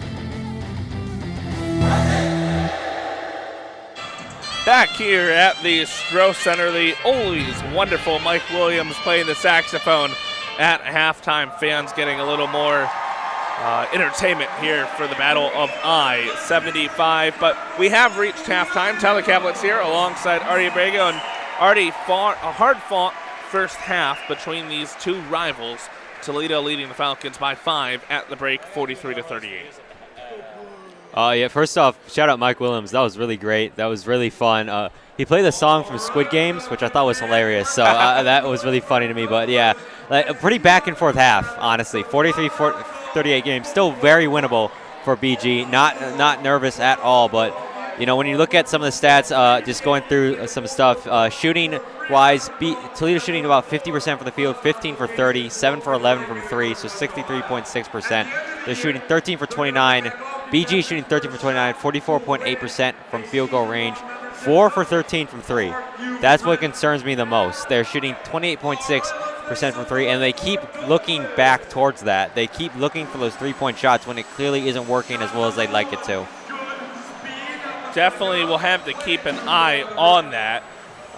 You look at some individual numbers from that first half. Marcus Johnson leading all scorers with 16 on 6 for 11 shooting to the field, 2 for 6 from deep. He's also hit 2 free throws as the contestant just missing the full court golf shot there on the court. For Toledo, it's Isaiah Adams leading in scoring. He has 12. He's also made 2 triples. Bryce Ford draining 2 3-pointers as well for the Rockets. Jemai Felt, he's already on double-double watch. He leads all players with 8 rebounds. He also has 6 points. Trey Thomas also has 6 for the Falcons. Derek Butler has 5. Javante Campbell with 3. Wilkins Jr. exact with 2. For Toledo, Seth Wilson has 8. Sonny Wilson has 8. Sam Lewis has 7. Bryce Ford with 6. Seth Hubbard with 5. Andre Lorenzen with 3. And Javen Simmons with 2. So looking at some of these numbers and going off that first half, what adjustments do you want to see out of these two teams coming out of the half, Artie? Bowling Green, I want to see him focus more on inside the paint scoring. The three-point shot isn't hitting exactly as I like. And you look at the inside the paint scoring, BGSU has 18 compared to Toledo's 10. So I like to see more of a focus on the interior game. I want to see more looks for guys like Jemai Felt, Marcus Johnson driving inside, using that size rather than perimeter shooting. Toledo-wise, they're probably going to keep focusing on the 3. They've only taken 11 shots from 3, but they've been hitting. So compared to Bowling Green, who's taking 14 shots. So I expect them to take more of a perimeter shooting game heading into this one. As the Freddie the Falcon, what we call it? This is Fred. I think they're calling it Air Freddie. Pure entertainment right now. It just absolutely ran right into the backboard of towards Ziggyville. So I don't know if that's going to be regulation, Tyler, anymore. Yeah, we'll have to keep an eye on that. But you talked about those adjustments you want to see, especially for Bowling Green on the offensive side. Which players do you want to see step up for either of these teams that you think need to get going? I think you got to get Jemai Felt going a little more. He's gotten 6 points, 2 for 2 inside the paint. So I want to look towards him. Set up those dunks again. Set up those inside the scoring looks. Draw those defenders away so you can open up Jemai inside the paint. And then a guy I want to see get going a little more for Toledo is Sonny Wilson. He's only got 8 so far, 3 for 5, 1 for 1 for 3. But a lot of the defense has been focused on him, keeping him contained. But it's led to guys like Isaiah Adams getting open, so he's got him 12. So kind of a touch-and-go game when you got so many guys who can score for Toledo. Some of the Toledo players look a little mesmerized by Freddie in the air right now. Toledo players taking the court once again. We're about 6 minutes away from the start of the second half. So that'll about do it for our halftime segment here. Like I said, 6 minutes until we tip off the second half of action. Toledo leading Bowling Green 43-38 at halftime here in the Battle of I-75. You are listening to BGSU men's basketball against the Toledo Rockets here on Falcon Radio. Stay tuned for the start of the second half when we come back.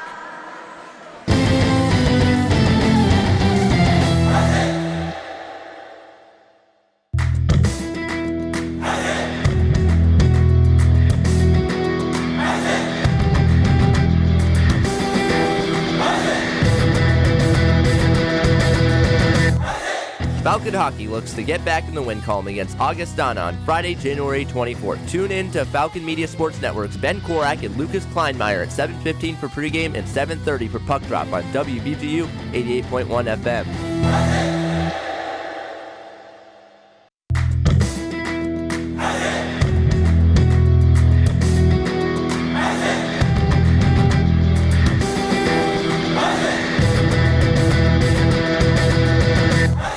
hockey wraps up their 2-game series against Augustana on Saturday, January 25th. Join Falcon Media Sports Network's Ben Korak and Nathan Burkett at 6:45 for pregame and 7 p.m. for puck drop on WBGU 88.1 FM. Your home for BGSU hockey.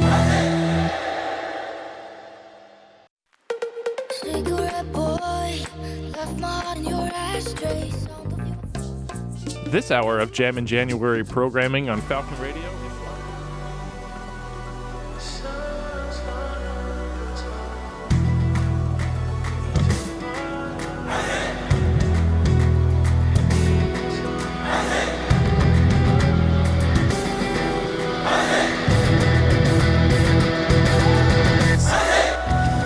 Hey, BGSU graduate Jason Jackson from the Miami Heat here. When I was a Falcon, there was BGRSO. Now it's Falcon Media Sports Network. Keep up with all BGSU sports news and action by following BG_FMSN on Twitter/X and check out BGFalconMedia.com.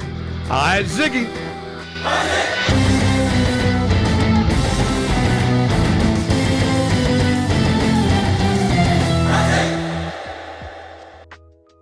Hi, I'm Christine Erdman with the BGSU women's soccer team. My Falcon 4 favorite Halloween movies are Halloween Town because I grew up with my sisters watching it, Charlie Brown Halloween because I watched it with my family growing up, Hocus Pocus just because it's enjoyable, and Halloween because it's scary.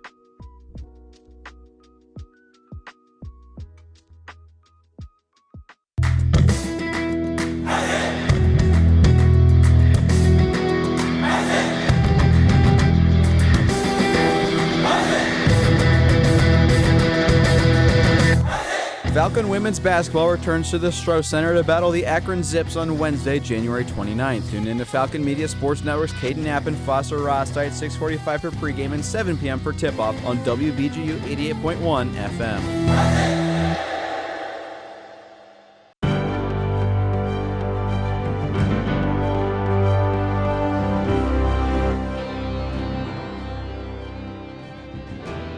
Forward Jemai Felt has emerged as a young star as a redshirt freshman on the BGSU men's basketball team after earning this week's Falcon Media Sports Network Athlete of the Week award. Felt followed up a Falcon win against Buffalo where he earned 8 points on 7 rebounds and 4 blocks with a performance against Eastern Michigan where he was 2 points short of a double-double with 8 points, 10 rebounds, 4 blocks, and 4 steals.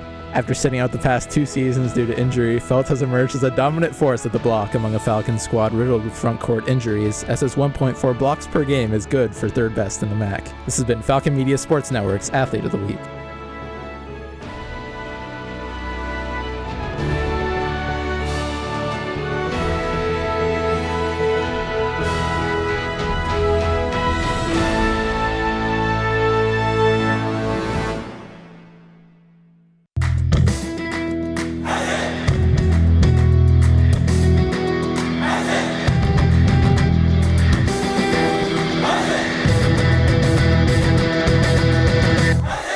BGSU women's basketball will travel to Toledo for the Battle of I-75 on Saturday, January 25th. Listen to Falcon Media Sports Network's Lucas Kleinmeyer and Caden Knapp at 1:45 for pregame and 2 p.m. for tip-off on WBGU 88.1 FM.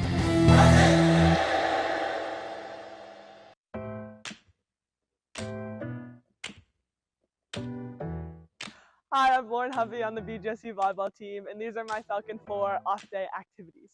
My first one would be spend time with family and friends if they're in town, because I love them.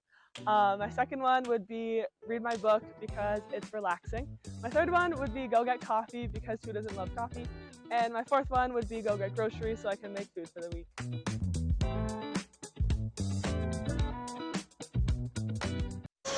Back here at the Stroh Center, Bowling Green trailing Toledo 43-38 at halftime, about 30 seconds away from beginning second half action. Tyler Kaplan's here alongside Artie Abrego. Artie, you went over some of those adjustments that you want to see both teams make here in the second half. We'll see if any of them listen to you.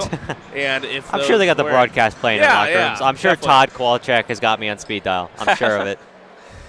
We are about to see Todd Simon is usually one of those coaches that is extremely good at halftime adjustments. Todd Kowalczyk, another veteran coach. He's the second winningest coach in Toledo program history. 2-time MAC Coach of the Year, 5 MAC regular season championships. You look at Todd Simon, 7 seasons at Southern Utah. He was a Big Sky Coach of the Year. Went 65-28 over his last 3 seasons at Southern Utah. Took this Bowling Green team to a 20-win season last year after 20 losses the year before he got here. So 2 very good coaches that are extremely good at halftime adjustments. We'll see what they have in store for us here in the second half. We are back underway. Toledo will be going left to right across your radio dials. Bowling Green right to left. The Rockets start out with the ball. Both teams have all 5 starters back out on the court. Toledo throws it away here. Going to be stolen by Jemai Felt. Marcus Johnson will take it up the court for Bowling Green. Johnson, a game-leading 16 points. Picks up his dribble, swings it to the left to Trey Thomas. Thomas will bring it back to the BG logo midcourt. 15 on the shot clock. And defenders going off of Johnson today have been consistently Isaiah Adams and Javen Simmons. So those big bodies are trying to stop him, trying to stop Marcus Johnson. Thomas going to put up a shot, will not go. Thomas now just 1 for 6 from the field, 1 for 4 from deep. Trying a little fadeaway jumper inside there. Jemai Felt cannot secure the offensive rebound. Felt with 8 rebounds here in the first half, but he did not have any offensive rebounds, which you don't usually see from Jemai Felt. 43-38, Toledo leading Bowling Green. Isaiah Adams with the ball. He throws it away. Back-to-back turnovers from Toledo. Here to start the second half. Javante Campbell going to take it the other way, convert the layup. 43-40, Bowling Green back within 3. A minute down here in the second half. Yeah, that will be credited as a steal for Felt. So his first steal of the day.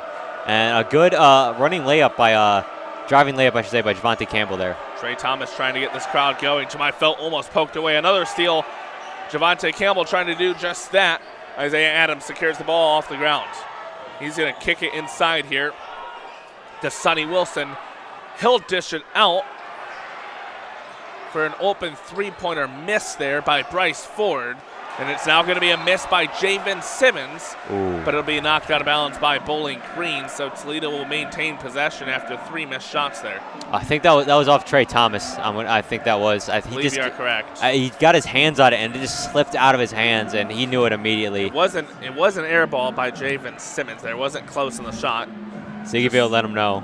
They did. If you couldn't tell, if he couldn't tell before, he for sure heard it from the crowd. Isaiah Adams shot. Yeah, Isaiah Adams shot, dribbled off the rim multiple times, will not go. We have a foul before any shot. It's going to be a foul on Trey Thomas. Trey trying to argue his case toward the referee, trying to say his arm got interlocked with Sonny Wilson. Unfortunately, he's not going to win that battle. It's going to be inbounded here by Toledo. Inbounded to Javen Simmons, who converts the layup, gets fouled in the process. He'll go to the line for a 3-point play. I mean, after getting those air ball chances, Javen Simmons immediately, I think he was talking a little trash towards Ziggyville.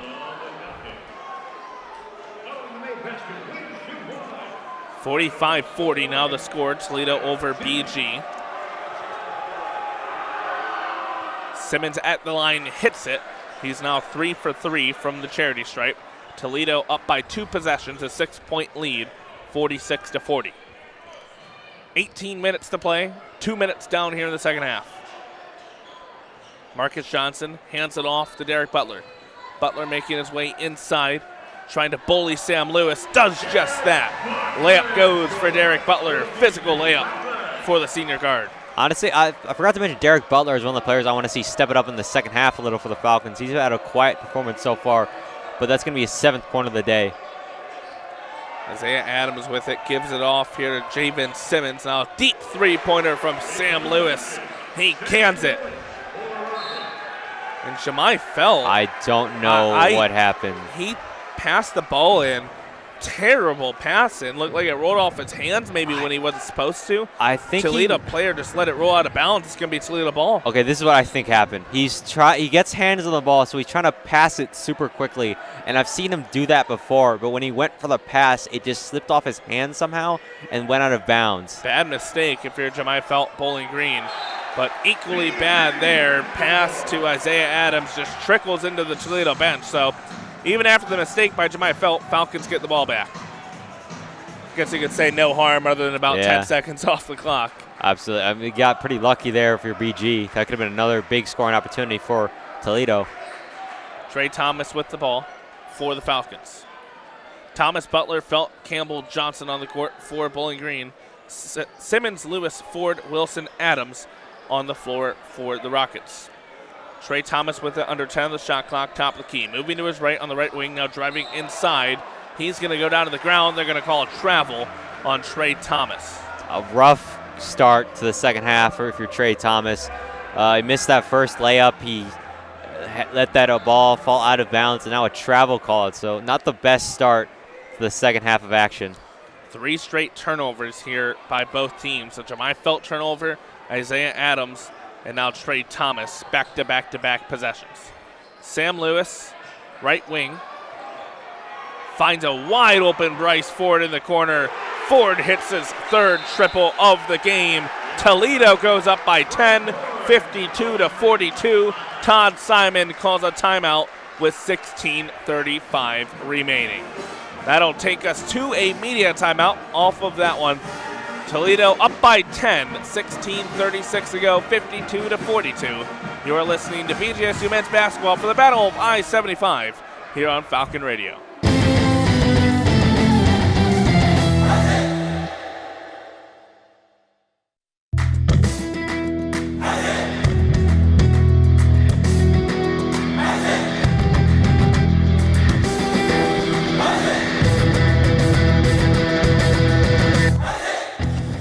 BGSU Gymnastics will battle Southeast Missouri State in Central Michigan at the Stroh on Sunday, January 6th at 2 p.m. Falcon Media Sports Network Sam Morris will have a recap of the event on bgfalconmedia.com.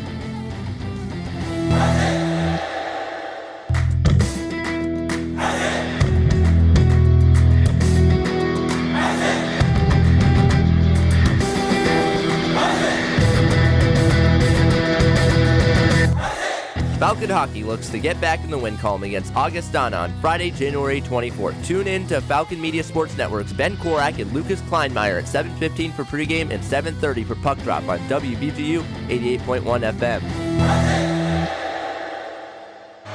The Toledo Rockets on a 6-0 run here over the last minute 19 seconds. They lead Bowling Green here, the Battle of I-75, 52-42 with 16:35 remaining in the contest. Tyler Kablitz here alongside Artie Abrego. Phil Beskid makes the video board up there. The radio advisor in the Coolene Center for all the students, runs the 2 radio stations, WBGU 88.1 FM and Falcon Radio. Give a shout out to him.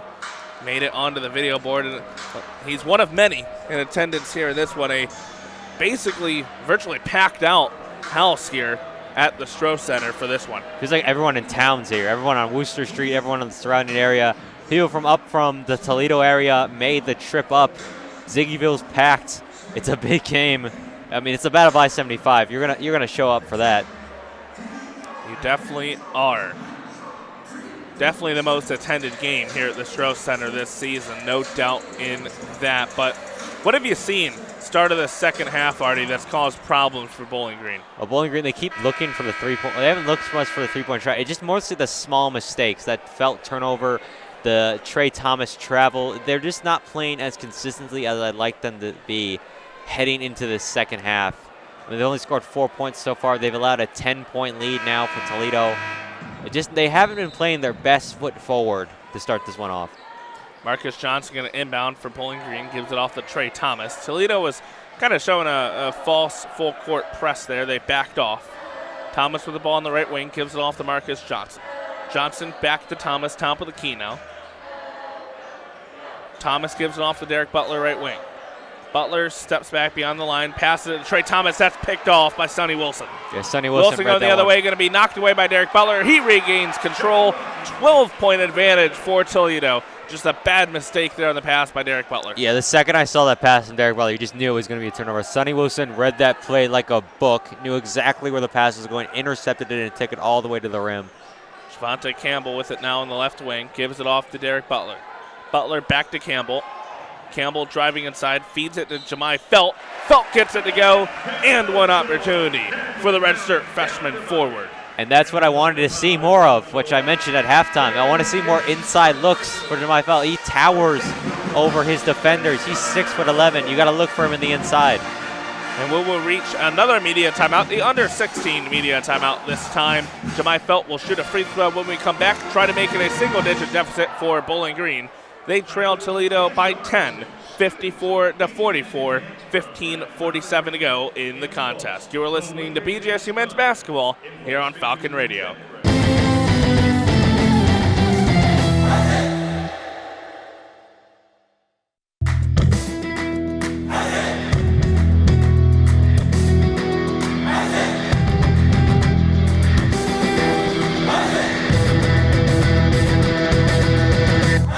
Hockey wraps up their 2-game series against Augustana on Saturday, January 25th. Join Falcon Media Sports Network's Ben Korak and Nathan Burkett at 6:45 for pregame and 7 p.m. for puck drop on WBGU 88.1 FM. Your home for BGSU hockey.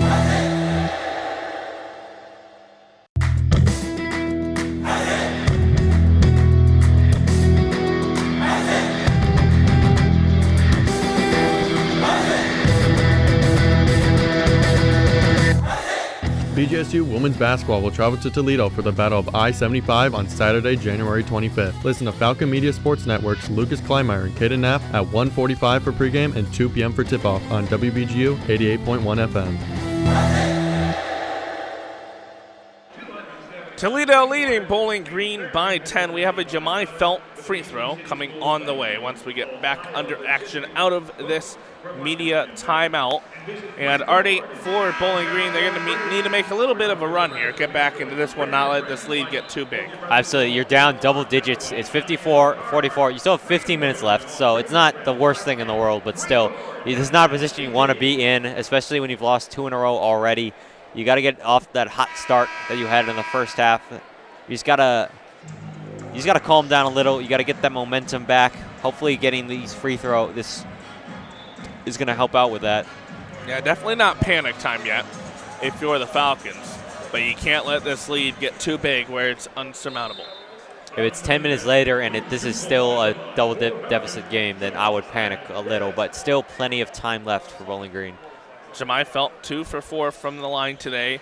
Hits that one down to a single-digit deficit, 54-45, 15:45 remaining in the game. Bringing up the court now is Javen, who hands it up to Ford. Ford now going to give it off to Sam Lewis. Lewis working to his right inside, makes a defender miss. Jumper will not go. Offensive rebound by Javen Simmons. He'll give it off to Isaiah Adams. Adams double teamed, finds Simmons. Simmons driving inside over Marcus Johnson, cannot get it to go. Johnson secures the rebound. Nice job of straight up defense and then grabbing the rebound by Marcus Johnson. Trey Thomas with it for Bowling Green, driving inside. Spots up at the MAC logo inside the paint. Inside, jumper goes.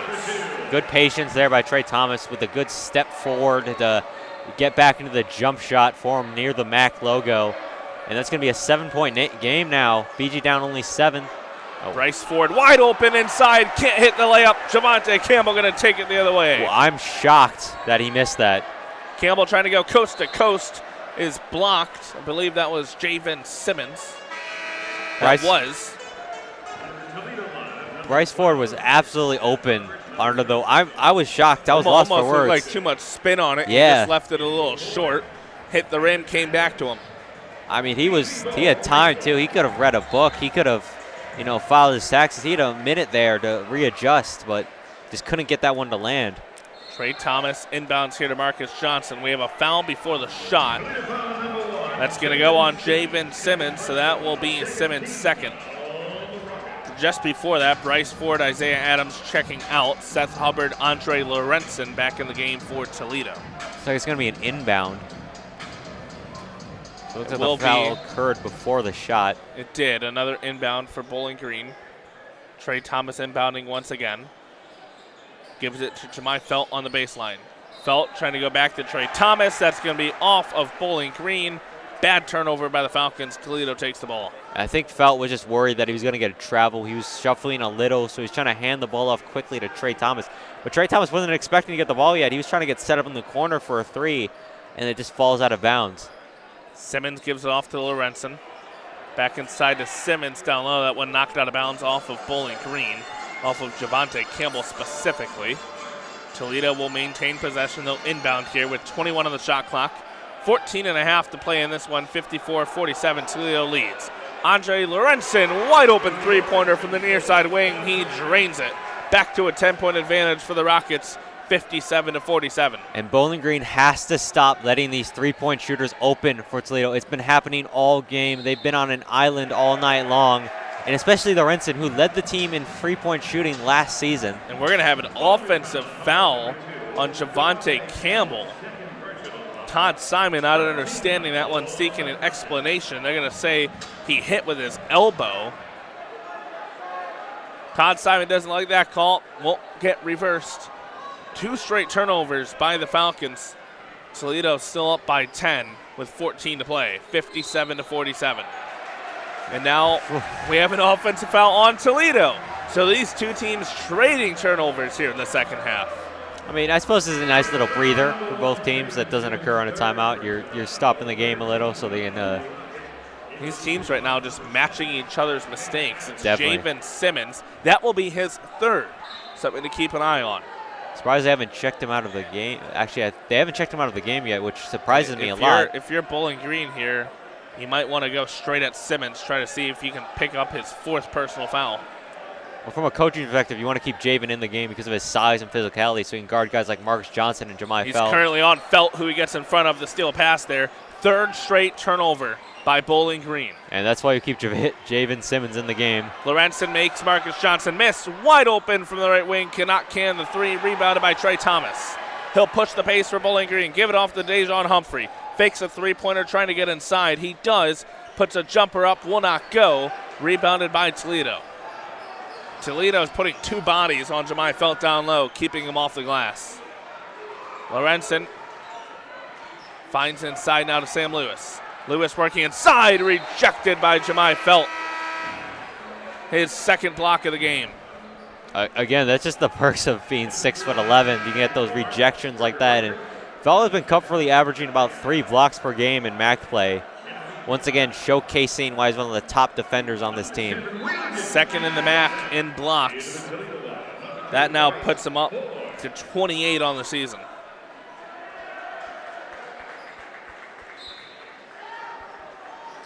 Inbound here for Toledo. A bunch of new substitutions. It's going to be a step-back jumper by Isaiah Adams. Will not go. Rebounded by Bowling Green. It's Ford, Wilson, Adams, Hubbard, Burchik on the court for Toledo as Javante Campbell driving inside. I don't know if that was his bad hand there, but kind of stuck to his hand, trying to get a layup off. Could not get it to go. I can't tell if that was the cast or he just lost control of the ball I'm going to say it was mid-air. last touch by Toledo, so Toledo player did touch it. He might have just gotten a hand on the ball, Yeah. and then Campbell just lost control. For Bowling Green, it's Thomas, Campbell, Johnson, Humphrey, and Exact on the floor. Marcus Johnson makes his way inside, makes the layup, gets a foul. Chance for a 3-point play. Bowling Green down 57-49 now. Johnson now at 18 points. Season high for Johnson is 24. Came on November 19th against Niagara. He's on pace to surpass that at his current rate. First points of the second half for the senior forward. Makes it at the line. He's up to 19. Bowling Green's within 7. 57-50. Under 13 to play. Adams with it. Gives it inside here to Seth Hubbard, who makes the layup, and he's fouled, so he'll have a chance for a 3-point play. Chance to push the Toledo lead back up to 10. Seth Hubbard flexes a little there, trying to hype himself up a little after that big layup.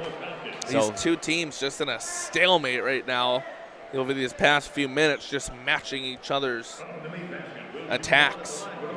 One thing I will say about that is just Toledo's just been one step ahead the entire time. Like Bowling Green's trying to punch back, but Toledo, they just have the reach advantage right now. They've kept in front the whole time. Hubbard gets the free throw to go. Toledo's lead back up to double digits, 60-50. Trey Thomas baseline jumper goes. Trey Thomas now in double digits. He has 10. Bowling Green's deficit down to 8, 60-52. Seth Hubbard with it for the Rockets. Hubbard guarded by Exact. Working to his left, fake the step back three. Now he's going to do a step back jumper. Rattles out. Javante Campbell going to take it the other way, push the pace for Bowling Green. Campbell working his way inside. Left-handed layup does not go. Rebounded by Toledo. They'll push the pace the other way. It's going to be Hubbard with it. Left corner, guarded by Marcus Johnson. Bit of a mismatch here for Toledo. Hubbard step back. Jumper will not go. Rebounded by Toledo. It's Bryce Ford. Ford's going to draw a foul here. I believe that's going to go on Trey Thomas. It will. And that'll lead us to our under 12 media timeout. 11:45 to play. Toledo leading Bowling Green 60-52. You're listening to BGSU men's basketball here on Falcon Radio.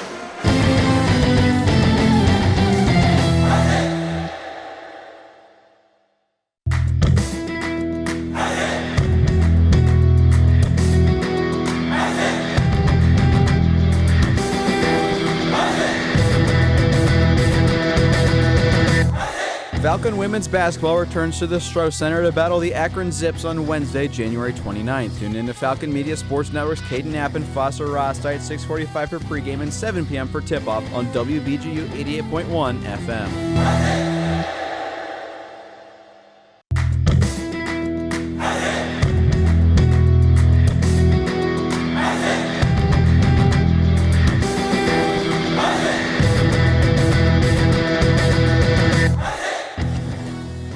BGSU Women's Swim competes in the Butler Invitational in Indianapolis, Indiana on Sunday, January 26th at noon. Falcon Media Sports Network's Wyatt Broadbar will have the recap on bgfalconmedia.com.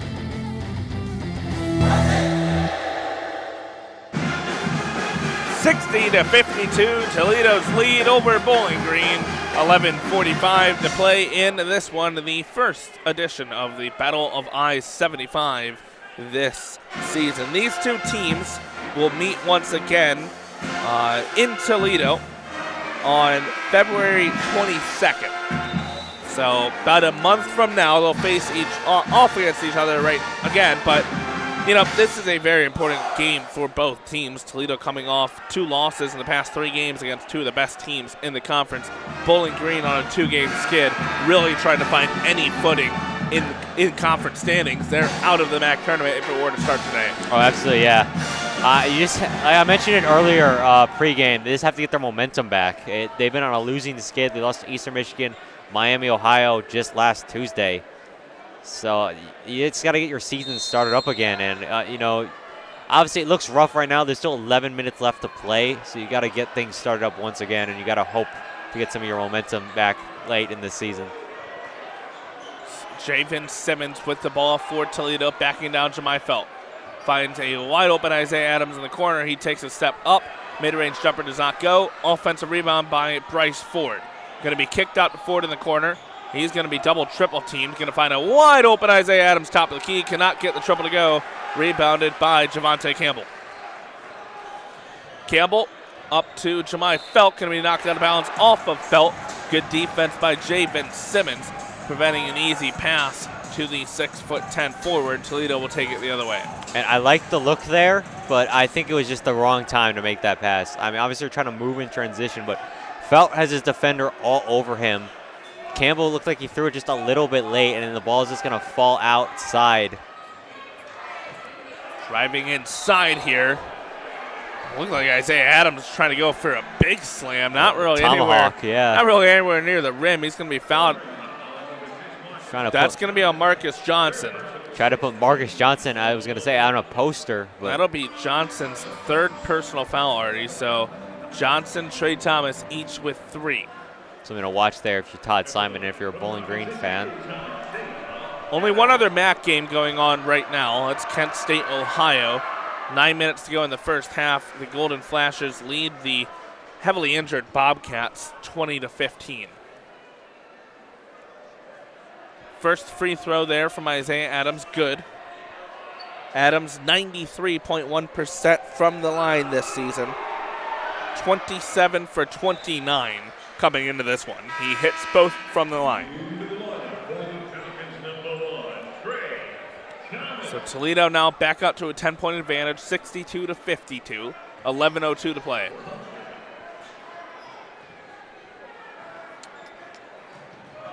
Campbell with the ball now, bringing up the court.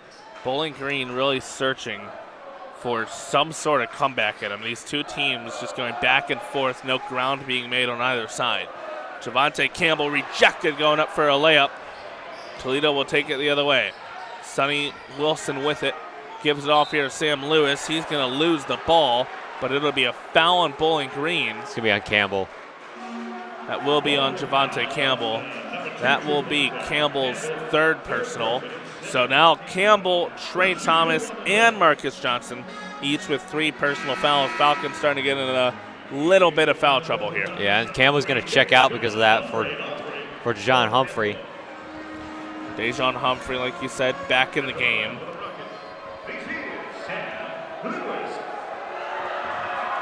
Sam Lewis at the line, a 1-and-1. Does not hit the first. Good break for Bowling Green. Jemai Felt with the rebound. Marcus Johnson going to bring it up the court up the right side. Johnson, transition 3, just short, does not go. Offensive rebound by Jemai Felt. He gets it up to Trey Thomas. Thomas will work the Bowling Green offense. 15 on the shot clock. What a play by Jemai Felt. Bounces that ball in the air twice, gets the rebound, and gets the outlet pass to Trey Thomas. Thomas, right wing, moving to the right corner. Spins out of the baseline side. Looking for a shot, gets one off inside the free throw line. Hits backboard, no rim. Shot clock violation by the Falcons.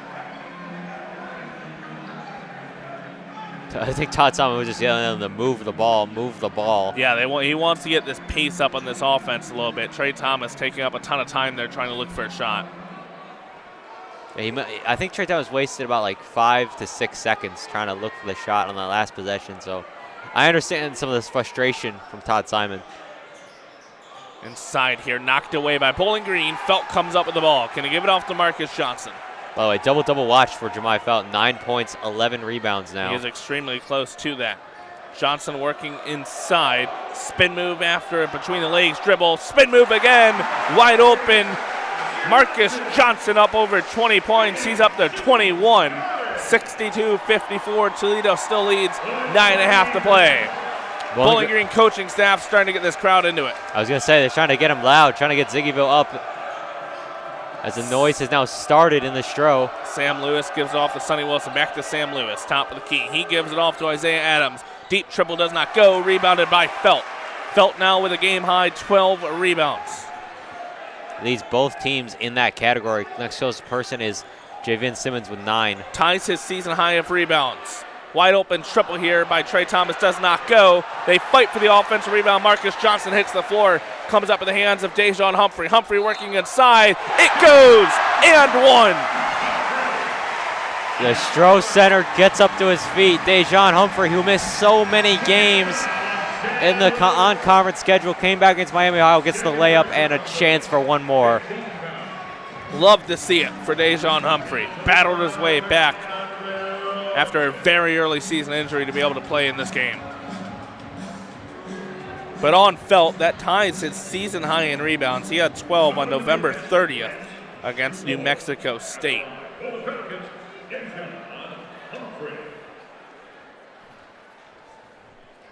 Humphrey at the line, 2 for 2 on the season in limited action, hits that one.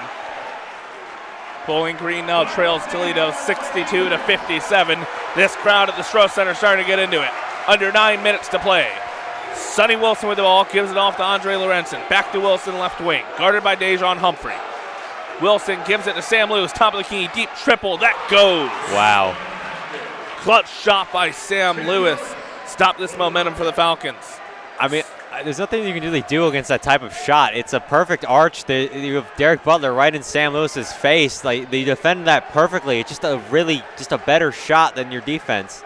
Trey Thomas trying to work inside. Thomas gives it out to Marcus Johnson. Johnson right wing in front of the Bowling Green bench.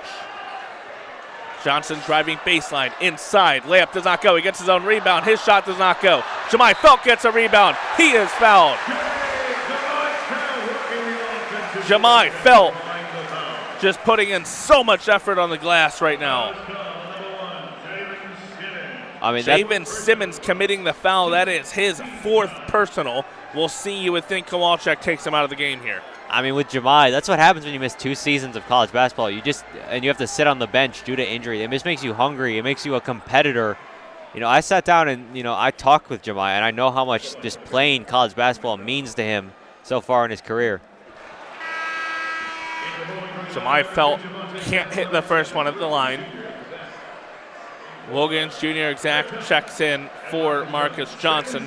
Javante Campbell in for Trey Thomas. So on the court for the Falcons right now, Derek Butler, Dejon Humphrey, Campbell, exact, Jemai Felt. On the court for Toledo, Javen Simmons on the bench with those 4 fouls as Jemai Felt goes 1 for 2 from the line. Sam Lewis, Bryce Ford, Seth Wilson, Andre Lorenzen, and Gerger Burchik on the court for the Rockets. 65-58, Toledo leads. 8 minutes to play here in this one. Sam Lewis made Dejon Humphrey go to the ground, missed the 3-pointer, rebounded by Toledo. Bryce Ford can't get it to go. Contact. Dejon Humphrey goes to the ground. It's going to be Bowling Green ball. Just 2 quick things. Number one, what a competitor Dejon Humphrey is, always diving for that basketball, getting back on defense. Secondly, that 1 free throw by Jemai Felt got him 10 points, so he's now hit the double-double mark, 10 points, 13 rebounds. That'll be the second double-double of the season for Jemai Felt, and that's going to be a foul on Sam Lewis, his 3rd personal.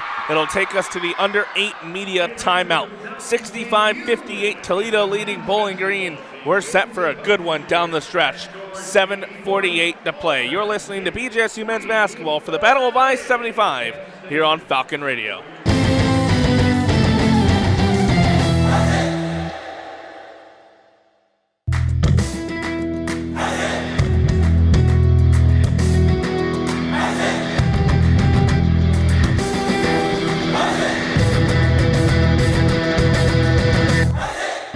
BG men's basketball travels 2 hours east to face Kent State on Tuesday, January 28th. Listen into Falcon Media Sports Network's Tyler Kavelitz and Artie Abrego at 6:45 for pregame and 7 p.m. for tip-off on Falcon Radio.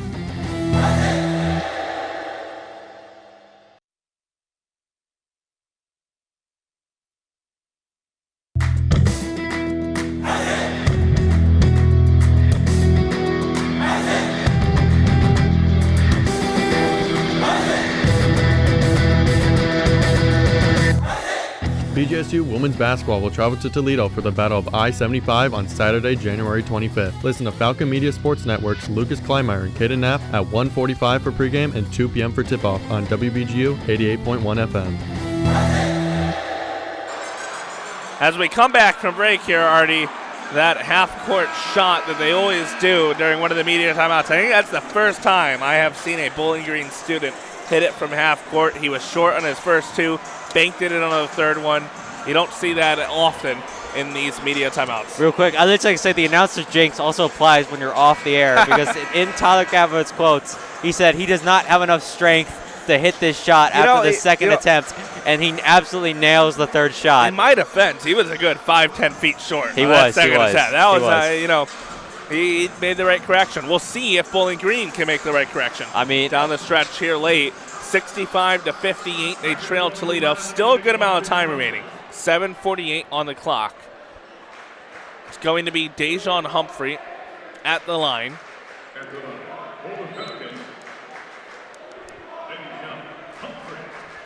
It'll be a 1-and-1 for Dejon Humphrey after the Sam Lewis foul before we went to break. Humphrey hits his first from the line. He'll get a second attempt. Chance to make it a 5-point game. He's got to get in that 60 range margin, and then you're back in the game. Humphrey's second attempt rattles out. His first free throw miss this season. Toledo will take it with a 6-point lead, 65-59, 7:40 and counting. Bryce Ford with it right wing. Moves up top of the arc. Gives it off. Sonny Wilson. Andre Lorenzen wide open in the corner. Does not go. Dejon Humphrey skies for the rebounds. Humphrey going to keep it. Go the other way. Drop it off here. Javante Campbell. Campbell will reset the Bowling Green offense in front of the Bowling Green bench. Campbell making his move. Driving inside. Right-handed layup. No good. Jemai Felt fighting for the offensive rebound. It's going to hit behind the hoop. Out of bounds. That'll be Toledo ball. Jemai Felt has just been involved in it. I feel like almost every play inside the paint when there's a miss. He's been an absolute monster today on those boards. Good driving after every play, grabbing those rebounds. He's just been intense all game long. So they are only crediting him with one block right now, but on the day, Jemai Felt in 27 minutes, 13 rebounds, 2 offensive boards, a block, 2 steals, 10 points on 3-for-3 shooting from the field. Down low, Javen Simmons shot over Felt, falls. That's good for a 67-59 lead, 8-point advantage for the Rockets. 6:45 and counting to go. You still got some time left if you're Bowling Green. You're only down by 8, so still a very winnable game. If you're the Falcons, you just need that momentum run where you can get a 6-8-0 run going. Marcus Johnson working inside. Layup no good. There was a foul. So Johnson will go to the line for 2. Bowling Green really hasn't had that run in them so far here in the second half. They've gone on, a 3-4-0 run. They have not gone on an extended run of shutting out Toledo and scoring their own points, which they really need to get back into this one and get within reach of striking distance of the Rockets. They've been fighting all game, so they've been up. They've been up there, so it's not. They haven't been dominated by any means. It's just a matter of overtaking the momentum of the Rockets, which they've been unable to do. Johnson hits his first from the line. Johnson goes 2 for 2 from the line, 23 points on the game for Marcus Johnson. A perfect 6 for 6, 5 for 5, I should say, from the charity stripe. Bowling Green trails by 6, 67-61, approaching 6 minutes to play in the contest. Sam Lewis with the ball top of the key, gives it off to Sonny Wilson. Wilson moves to top of the key, gives it off to the right to Bryce Ford. Deep 3 from Bryce Ford. He has been on fire from deep. His 4th triple. Toledo is 12 for 24 from beyond the arc. On the other end, Javante Campbell layup under the hoop. No good, but he is fouled, so he will go to the line for 2. That's going to be a foul any day of the week. He was kind of pulled back when he went up for the rebound, so Javante Campbell is going to hit the line again, and that's going to be assigned to Sam Lewis, who is also at 4 personal fouls right now. Campbell today, 5 points on 2 for 9 shooting from the field, 4 rebounds, 3 assists, a steal. He's 1 for 1 from the line. He's shooting 2. Hits his first one. Campbell's been to the line quite a bit this season. He's tied, now second place in the MAC with 75 free throws made. Came into this one tied second with 73. Third in the country with now 59 steals this season. Campbell misses the second one, goes 1 for 2 from the line, but it stays Bowling Green ball. Last out off Toledo. Maybe an even better result. We'll see after this next possession, depending on how it goes, than Campbell just hitting both. In Campbell's defense, that was a really, really unlucky roll. That was about as unlucky as you can get. Didn't get the home roll on that one. Marcus Johnson working inside, left-handed layup, just short, couldn't get the spin on it. Falcons trail by 8, 70-62, under 6 minutes to play. Lorenzen in the corner, back out to Sonny Wilson. Wilson inside to Simmons. Felt went up too early. Simmons got Felt off rhythm. He jumped too early. Easy foul by Jemai Felt. Easy call for the officials there. That will be Felt's 3rd, and Simmons will go to the line for 2. That's 4 Falcons out with 3 personal fouls. Johnson has 3, Campbell, Felt, and Thomas all share 3 personal fouls, or are tied with 3 personal fouls. Simmons solid from the line, 71.9%. It'll actually be a... I thought it was 2 free throws. It will be. Everyone was acting like it was a 1-and-1 for some odd reason. He missed the first one, So they all went for the rebound, and Simmons was kind of just standing there like, what are we doing? There's just some miscommunication as now they're fixing something. The ref has gone to the table. Yeah, he is at the table. A possible clock issue. The clock may have, the clock did run there, I believe, for a second or two. Yeah, it was at 5:38. It's now been reset to 5:39. He's still there, so we'll see if they'll reset it even further. They'll add another second. So 2 seconds ran off the clock. It's been changed back from 5:38 to 5:40. Simmons missed the first at the line. His second one goes. 9-point advantage for the Rockets, 71-62. Simmons and Lewis both playing with 4 personal fouls. Simmons on double-double watch also. He's at 9 rebounds and 8 points. Javonte Campbell working inside, spinning a few times. Ball is knocked out of his hands. Are they saying? I'm not sure what the foul is. I'm pretty sure it's going to say turnover for Bowling Green. It's going to be It's going to be Dejon Humphrey, a foul there. Unsure of what exactly it was, though. It could have been, I think it might have been a 3-second violation. Could have been. Yeah, they're not going to call a foul, actually. It's just going to be a turnover on Humphrey. So either way, another turnover for Bowling Green. They're 13th of the game. Both teams with 13 turnovers here today. Simmons with it. Guarded heavily by Trey Thomas, Jemai Felt. Gives it off here to Isaiah Adams. Adams guarded by Johnson. Working inside. Going to be a travel. Dejon Humphrey grabbing the ball, forcing a travel there by Adams. You can just feel Humphrey's impact in this game, especially in the second half here. Humphrey's defensive IQ is off the charts. It's been showcased all game long. He's been everywhere, grabbing those shots, getting those rebounds. He's gotten a couple turnovers. He's just been consistent all day long. I mean, that's what happens when you played 5 years of basketball at the collegiate level. Both these teams capitalizing off turnovers in this one. Bowling Green has 17 points off 14 Toledo turnovers. Toledo 21 points off 13 Bowling Green turnovers. Marcus Johnson working inside. Left-handed layup goes. A new season high in points for Marcus Johnson. He's up to 25. Sonny Wilson working inside. Right-handed layup goes for him. No one in front of him. Easy layup there for Wilson. 73-64. Toledo leads 4.5 to play. And Toledo is so good at those quick responses. Bowling Green gets some momentum. Toledo responds quickly with 2 or 3. They've been doing that all night long. Zach gives it off to Johnson. Johnson on the left wing. Pick set by Zach. Johnson's now double team, now just single team. Gives it off to Trey Thomas. 8 on the shot clock. Thomas with the ball. Trying to make a move to the right. Still behind the line. Gives it off to Johnson. Johnson will jack up a triple with 2 on the shot clock. He hits it in front of the Bowling Green bench. Marcus Johnson has 28. 30-point watch now for Marcus Johnson. What a shot. Man in his face, nails the 3, nothing but net, and Ziggyville is loud now. 73-67 the score. Toledo leading. Wide open there for the layup by the rim. Isaiah Adams, just bad defense on the double team by Bowling Green. 75-67, Toledo back up by 8. And Bowling Green, they've been overcommitting to that double team all night long. They go in for those double teams, a man gets wide open. Marcus Johnson, another triple. That one goes just barely nicks the rim. Not a good attempt there by Johnson. And that will force a timeout, the final media timeout of this one. Our under 4 media timeout. 3 minutes, 29 seconds remaining in this one. Bowling Green going to need to go on a run here late. They trail Toledo by 8 here in the battle by 75-67. You are listening to BGSU men's basketball here on Falcon Radio. Don't go anywhere.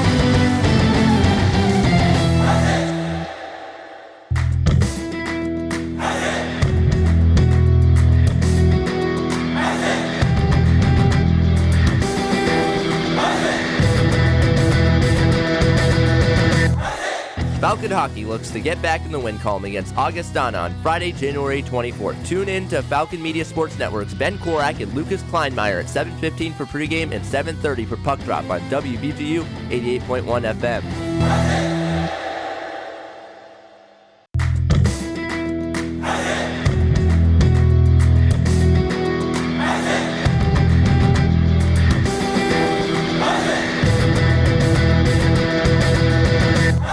Hockey wraps up their 2-game series against Augustana on Saturday, January 25th. Join Falcon Media Sports Network's Ben Korak and Nathan Burkett at 6:45 for pregame and 7 p.m. for puck drop on WBGU 88.1 FM. Your home for BGSU hockey. Back here in the Stroh Center, Bowling Green trailing Toledo as we come towards the end of this one. Still 3.5 minutes, 3:29 left on the clock. That's still a lot of time when you look at this from a full perspective of this one, but already Bowling Green's going to need to go on a run at some point if they're going to want to come back into this one. Absolutely, you just got to step it up. We were talking a little bit off the air just now. Every time they try to get a little momentum, it just stops. It's been back and forth, back and forth. You can't have that. You cannot have that, especially this late in the game. You got to take over the game. If we're looking at the stats, they've been shooting 10 for 23 this half. That's 43.5%. They're 1 for 4 from 3. You just cannot have that right now. You can't stop. You can't keep this stop and go, stop momentum going up for the rest of the game. You only have so much time left on the clock. We'll see what substitutions are made here. For Bowling Green, it's going to be Thomas Felt, Campbell, Johnson, and Humphrey on the court. Butler will be on the bench. For Toledo, their starters will be out there: Simmons, Lewis, Ford, Wilson, Adams. It'll be Sonny Wilson with the ball.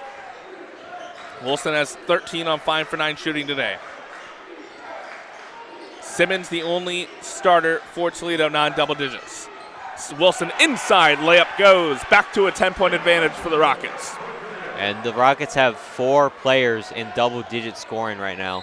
Javante Campbell on the other end makes the layup, but there is a foul before the shot that's going to go on Sam Lewis. That'll be Lewis's It's his fifth personal foul. So Sam Lewis going to have to check out of this one. He will foul out. That's pretty big if you're Bowling Green. Lewis has made some clutch shots in this one. He's 5 for 9 from the field, 3 for 4 from deep. I don't know if Lewis realizes it yet. Yeah, I think officials are going to have to. He's at 5 fouls. He's still in this one, though. Yeah, I don't. He's still in the game. He's still out there. Campbell misses the free throw. Okay, they're going to correct it here. He's at 4, so the stats were wrong. Okay. It's very confusing. It's going to be on Bryce Ford. Bryce Ford, they're going to now change has 4 personal fouls as well. So the stats are correct. It was just assigned to the wrong person. We did see the official hold up 11, so just made the wrong call there. Campbell missed the first one from the line. Johnson checks out. Exact checks in for Bowling Green. Campbell goes 1 for 2 from the line. 9-point lead for Toledo, 77-68. 3 minutes to play in this one here in the first edition of the Battle of I-75. Sonny Wilson with the ball. Gives it off here to Isaiah Adams. Adams picks up his dribble, guarded by Trey Thomas. Gives it to Sonny Wilson at the free throw line. Right wing to Ford. Now over to Sam Lewis. Lewis drops it in to Simmons. He kicks it out to Adams. Adams makes a man miss, drives inside, and the mid-range jumper is good. 11-point advantage for Toledo, 79-68. Isaiah Adams has been incredible today. 18 points, 2 rebounds, 2 steals, and a block. Great game for the former Buffalo Bull. Trey Thomas with it. Moving to his right. Kicks it to Dejon Humphrey, top of the key. Picks up his dribble, now gives it to Williams Jr. exact. Back to Humphrey. Humphrey pulls a deep triple. Air ball. Will not go. I believe that's the first three-pointer we've seen Humphrey attempt since he came back. He just looked a little uncomfortable in that one. And I feel like we're reaching the point of no return for the Falcons. It's 2:04 left on the clock. You're down by 11. It doesn't really feel like your team has any momentum going their way right now. We're seeing some fans start to head to the exits. This one's not over just yet, as we're going to have a timeout called by Toledo. We'll stick here through this one. If you're Bowling Green, it's do or die time now, like Absolutely. you said, Artie. You have to go on a run here, or else you're not going to win this game. I mean, right now Toledo's on a 6-1 run in the past 2 minutes and 3 seconds. So that means Bowling Green's only scored 1 point in the past 2 minutes and 3 seconds. They've also Lars Johnson. He's obviously been the starter today, 28 points. Next closest guys in terms of points are Jemai Felt and Trey Thomas, both with 10. Javante Campbell has 7. Derek Butler has 7 as well. John Humphrey with 4 and Exact with 2 points. So it really does feel like this Bowling Green team is just running out of gas. Absolutely, right now. yeah. They've only played 7 guys today. What they have at their availability, basically, out of those 7 guys, 5 have played 30 minutes. In comparison, Toledo only has 3 guys who have played 30 minutes, and they've played a 9-man rotation. And it's just unfortunate for Bowling Green that they're in this position, but you add a little more depth with Dejon Humphrey back, but you still are just so handcuffed with your injuries and availability. The thing with Dejon Humphrey is usually players like that. We have a inbound here by Toledo. He's going to be double teamed. I believe that was not exactly sure. I mean, that was Bryce Ford. I think it was Bryce Ford. He was double teamed in the corner by the Bowling Green bench, forcing Toledo to take another timeout. That's actually going to be a Bowling Green timeout. It will be a Bowling Green timeout. Actually, it was going to be correct Toledo timeout. I don't know. We have a Bowling Green timeout. That's not correct. It'll be a full timeout by Toledo. So just an incorrect there by the Bowling Green. That'll be a full timeout by the Toledo bench. So we will take a break with them. 79-68, Toledo leads Bowling Green. 1:59 to play. You're listening to BGSU Men's Basketball on Falcon Radio.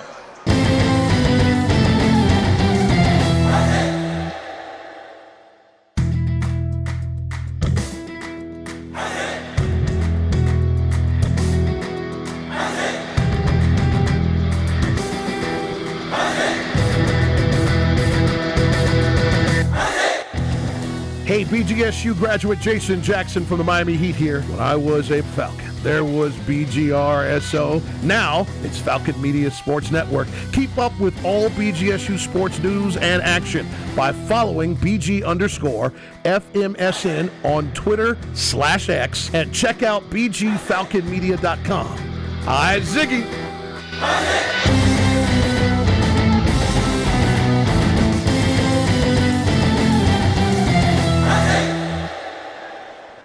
Toledo will inbound it from right by where they called the timeout, right in front of that Bowling Green bench. They lead Bowling Green 79-68, 1:59 to play. Inbound going to go to Sam Lewis, still has the cross it past the timeline. It's not going to be Isaiah Adams, and they're going to break the press tremendously by Bowling Green. Javante Campbell comes in flying, blocks the shot by Sonny Wilson. Just as I was saying that, it will be a foul. He prevents the 2 points. Campbell came flying in out of nowhere to block that. A lot of contact on it, though. I mean, it looked awesome. That's the thing. It's going to be his 4th personal foul, though, but it looks – I thought it was a clean block, at least from my angle, but then again, we do only have a side angle from way up above, but it looks like he did indeed get a hand on either the wrist or hand of Sonny Wilson. Wilson will go to the line for 2. Hits the first, rolls around, but falls. Now a 12-point advantage for the Rockets. Jemai Felt, Javante Campbell checking out. Derek Butler, Marcus Johnson back in.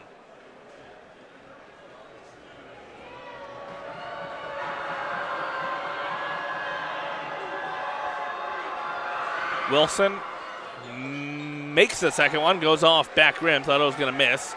Gets a good fall. Toledo now up 81-68. Trey Thomas going to bring the ball up for Bowling Green. 1:45 and counting. Thomas looking for an opportunity, still with the ball. Top of the key. Thomas going to take a deep triple. That goes. Big shot by Trey Thomas. Falcons back within 10, 81-71. And we're going to have a timeout on the floor. That's going to be by Bowling Green. They'll take a second to game plan. It'll be a 30-second timeout. We'll stick here with them. Bowling Green's not out of it yet, Artie. No.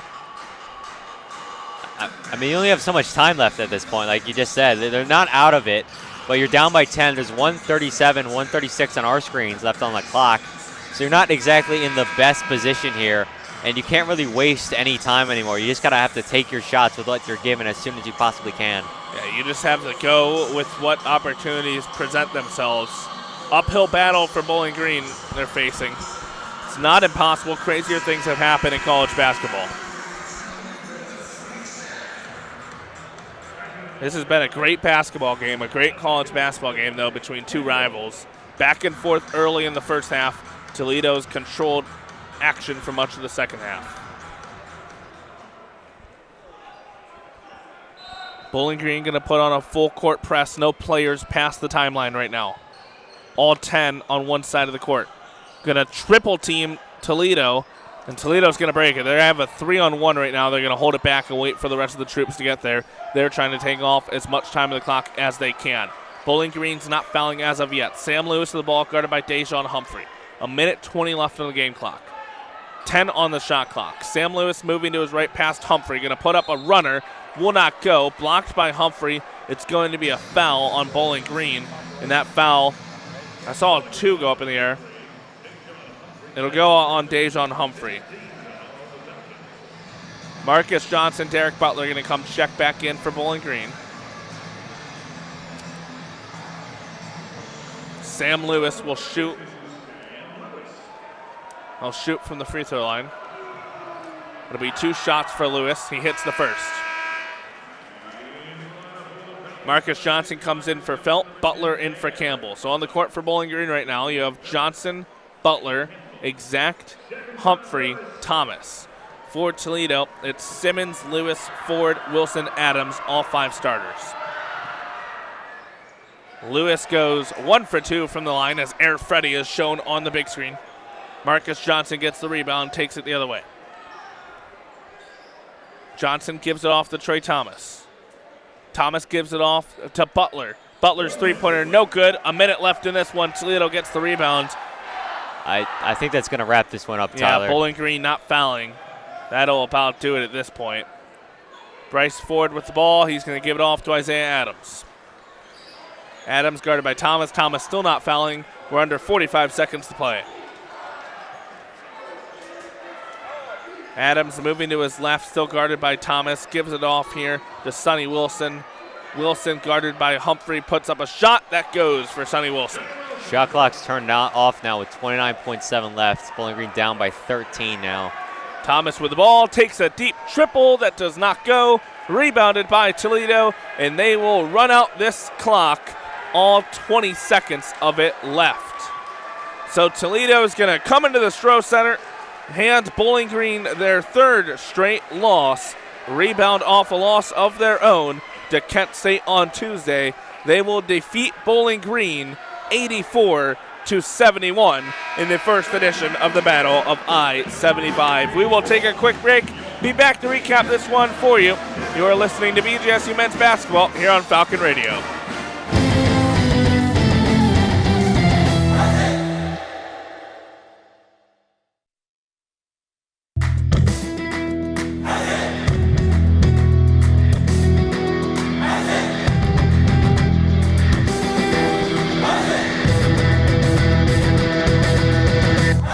Falcon women's basketball returns to the Stroh Center to battle the Akron Zips on Wednesday, January 29th. Tune in to Falcon Media Sports Network's Caden Knapp and Foster Rosta at 6:45 for pregame and 7 p.m. for tip-off on WBGU 88.1 FM.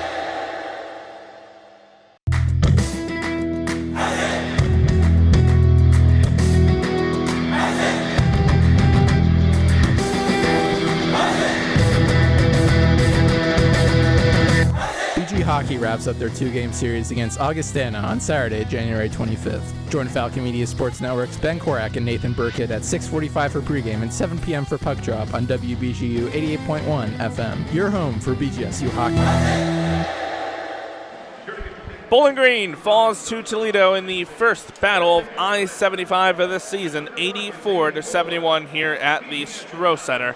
Hard-fought first half, where Toledo led by 5 at halftime, 43-38. They outscore the Falcons by 8, 41-33 in the second half, and clinch the victory over Bowling Green. Falcons now losers of 3 straight, and they are now just 2-5 in conference play, Artie. Yeah, it's not the start you want to get off to if you're Bowling Green. You had a pretty okay, I would say, like, this perfectly in the middle conference schedule, and now you've lost so many in a row. I mean, 3 straight to Miami, Ohio, Eastern Michigan, Miami, Ohio, and now you're the out of I-75 Toledo Rockets. So that's 3 in a row. You're going to drop to 7-12 on the year, 2-5 in the MAC. It's not the start you wanted. Toledo advances to 11-8 overall, 5-2 in the MAC. Overall, Toledo shoots 48.3% from the field, 12 for 24 from deep, a 50% mark from beyond the arc, 14 for 17 from the line. Bowling Green, 42.9% from the field, 27.3% from beyond the arc, 73.9% from the line. Toledo out-rebounded the Falcons 37-30. Both teams combined for 21 assists. Bowling Green turns it over 13 times, commits 16 fouls. Toledo, 14 turnovers, 17 fouls. Marcus Johnson will be our player of the game, I think, unanimously. Oh, yeah. 28 points, 10 for 20 from the field, 3 for 9 from deep. Went a perfect 5 for 5 from the line, added 4 rebounds and a steal. Trey Thomas and Jemai Felt in double figures, 13 and 10 apiece. Thomas and Campbell lead the Falcons with 3 assists. Thomas actually leads the Falcons with 2 blocks, something I don't think either of us would say coming into this one. Jemai Felt picks up another double-double, 13 rebounds, 10 points. He also adds 2 steals. Other scorers for Bowling Green, Derek Butler and Javante Campbell with 7, Jason Humphrey with 4, Wilkins Jr. exact with 2. On the other side, 2 scorers for Toledo with 18 apiece, Seth Wilson and Isaiah Adams. You look at some of the other scores, Bryce Ford had 12. He nailed a game-high 4 triples. Sam Lewis with 14, 3 for 4 from deep. Seth Hubbard, Simmons each with 8, and Lorenzen finishes with 6. Notably for them, Seth Wilson leads in assists with 4, Adams leads in steals with 2, and Simmons leads in blocks with 2. Final takeaways from this one, Artie. They just ran out of gas towards the end. I think end of the second half, they just couldn't keep up the momentum that they had from the first. They scored 5 less points in the second than they did in the first, 33-58. Just couldn't keep up with Toledo no matter how much they fought, no matter how much they grinded back into this game. Just couldn't get over the hump, and it's just unfortunate. They didn't have anything left in the tank when it really mattered most.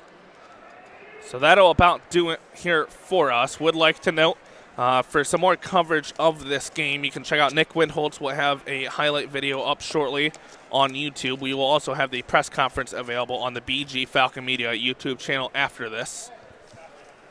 Andrew Smith will have a recap of this on BG Falcon Media. I'll have some additional coverage of it coming out tomorrow morning. If you would like to right now, tune over to WPGU 88.1 FM. That's where Ben Korak and Lucas Kleinmeyer are currently broadcasting BGSU hockey against Augustana. Big game for the hockey team. You can check that out over on our sister station, WBGU 88.1 FM. We'd like to send some thank yous around before we go off the air. First to you, Artie, for calling this game. We've called a bunch of these together. Good to call Battle of I-75 together here in this one. We'll look forward to the second one in about a month up in Toledo. To Caden Knapp back in the Falcon Radio studios, getting us on air and keeping us on time. Did a great job as always, Caden. Couldn't do it without you. Would also like to thank Lucas Kleinmeyer, our Falcon Media sports director, for scheduling this all out, giving us the opportunity to call this game, and Carl Smith, the Falcon Media advisor, for keeping us all in line and giving us these opportunities and this platform with BG Falcon Media and Falcon Media Sports Network to do this sort of coverage. That'll do it for us here at the Stroh Center. Toledo winners over Bowling Green in the first edition of the Battle of I-75, 84-71. For Caden Knapp, Artie Abrego, this is Tyler Kavlitz saying have a great night, everybody, and stay safe.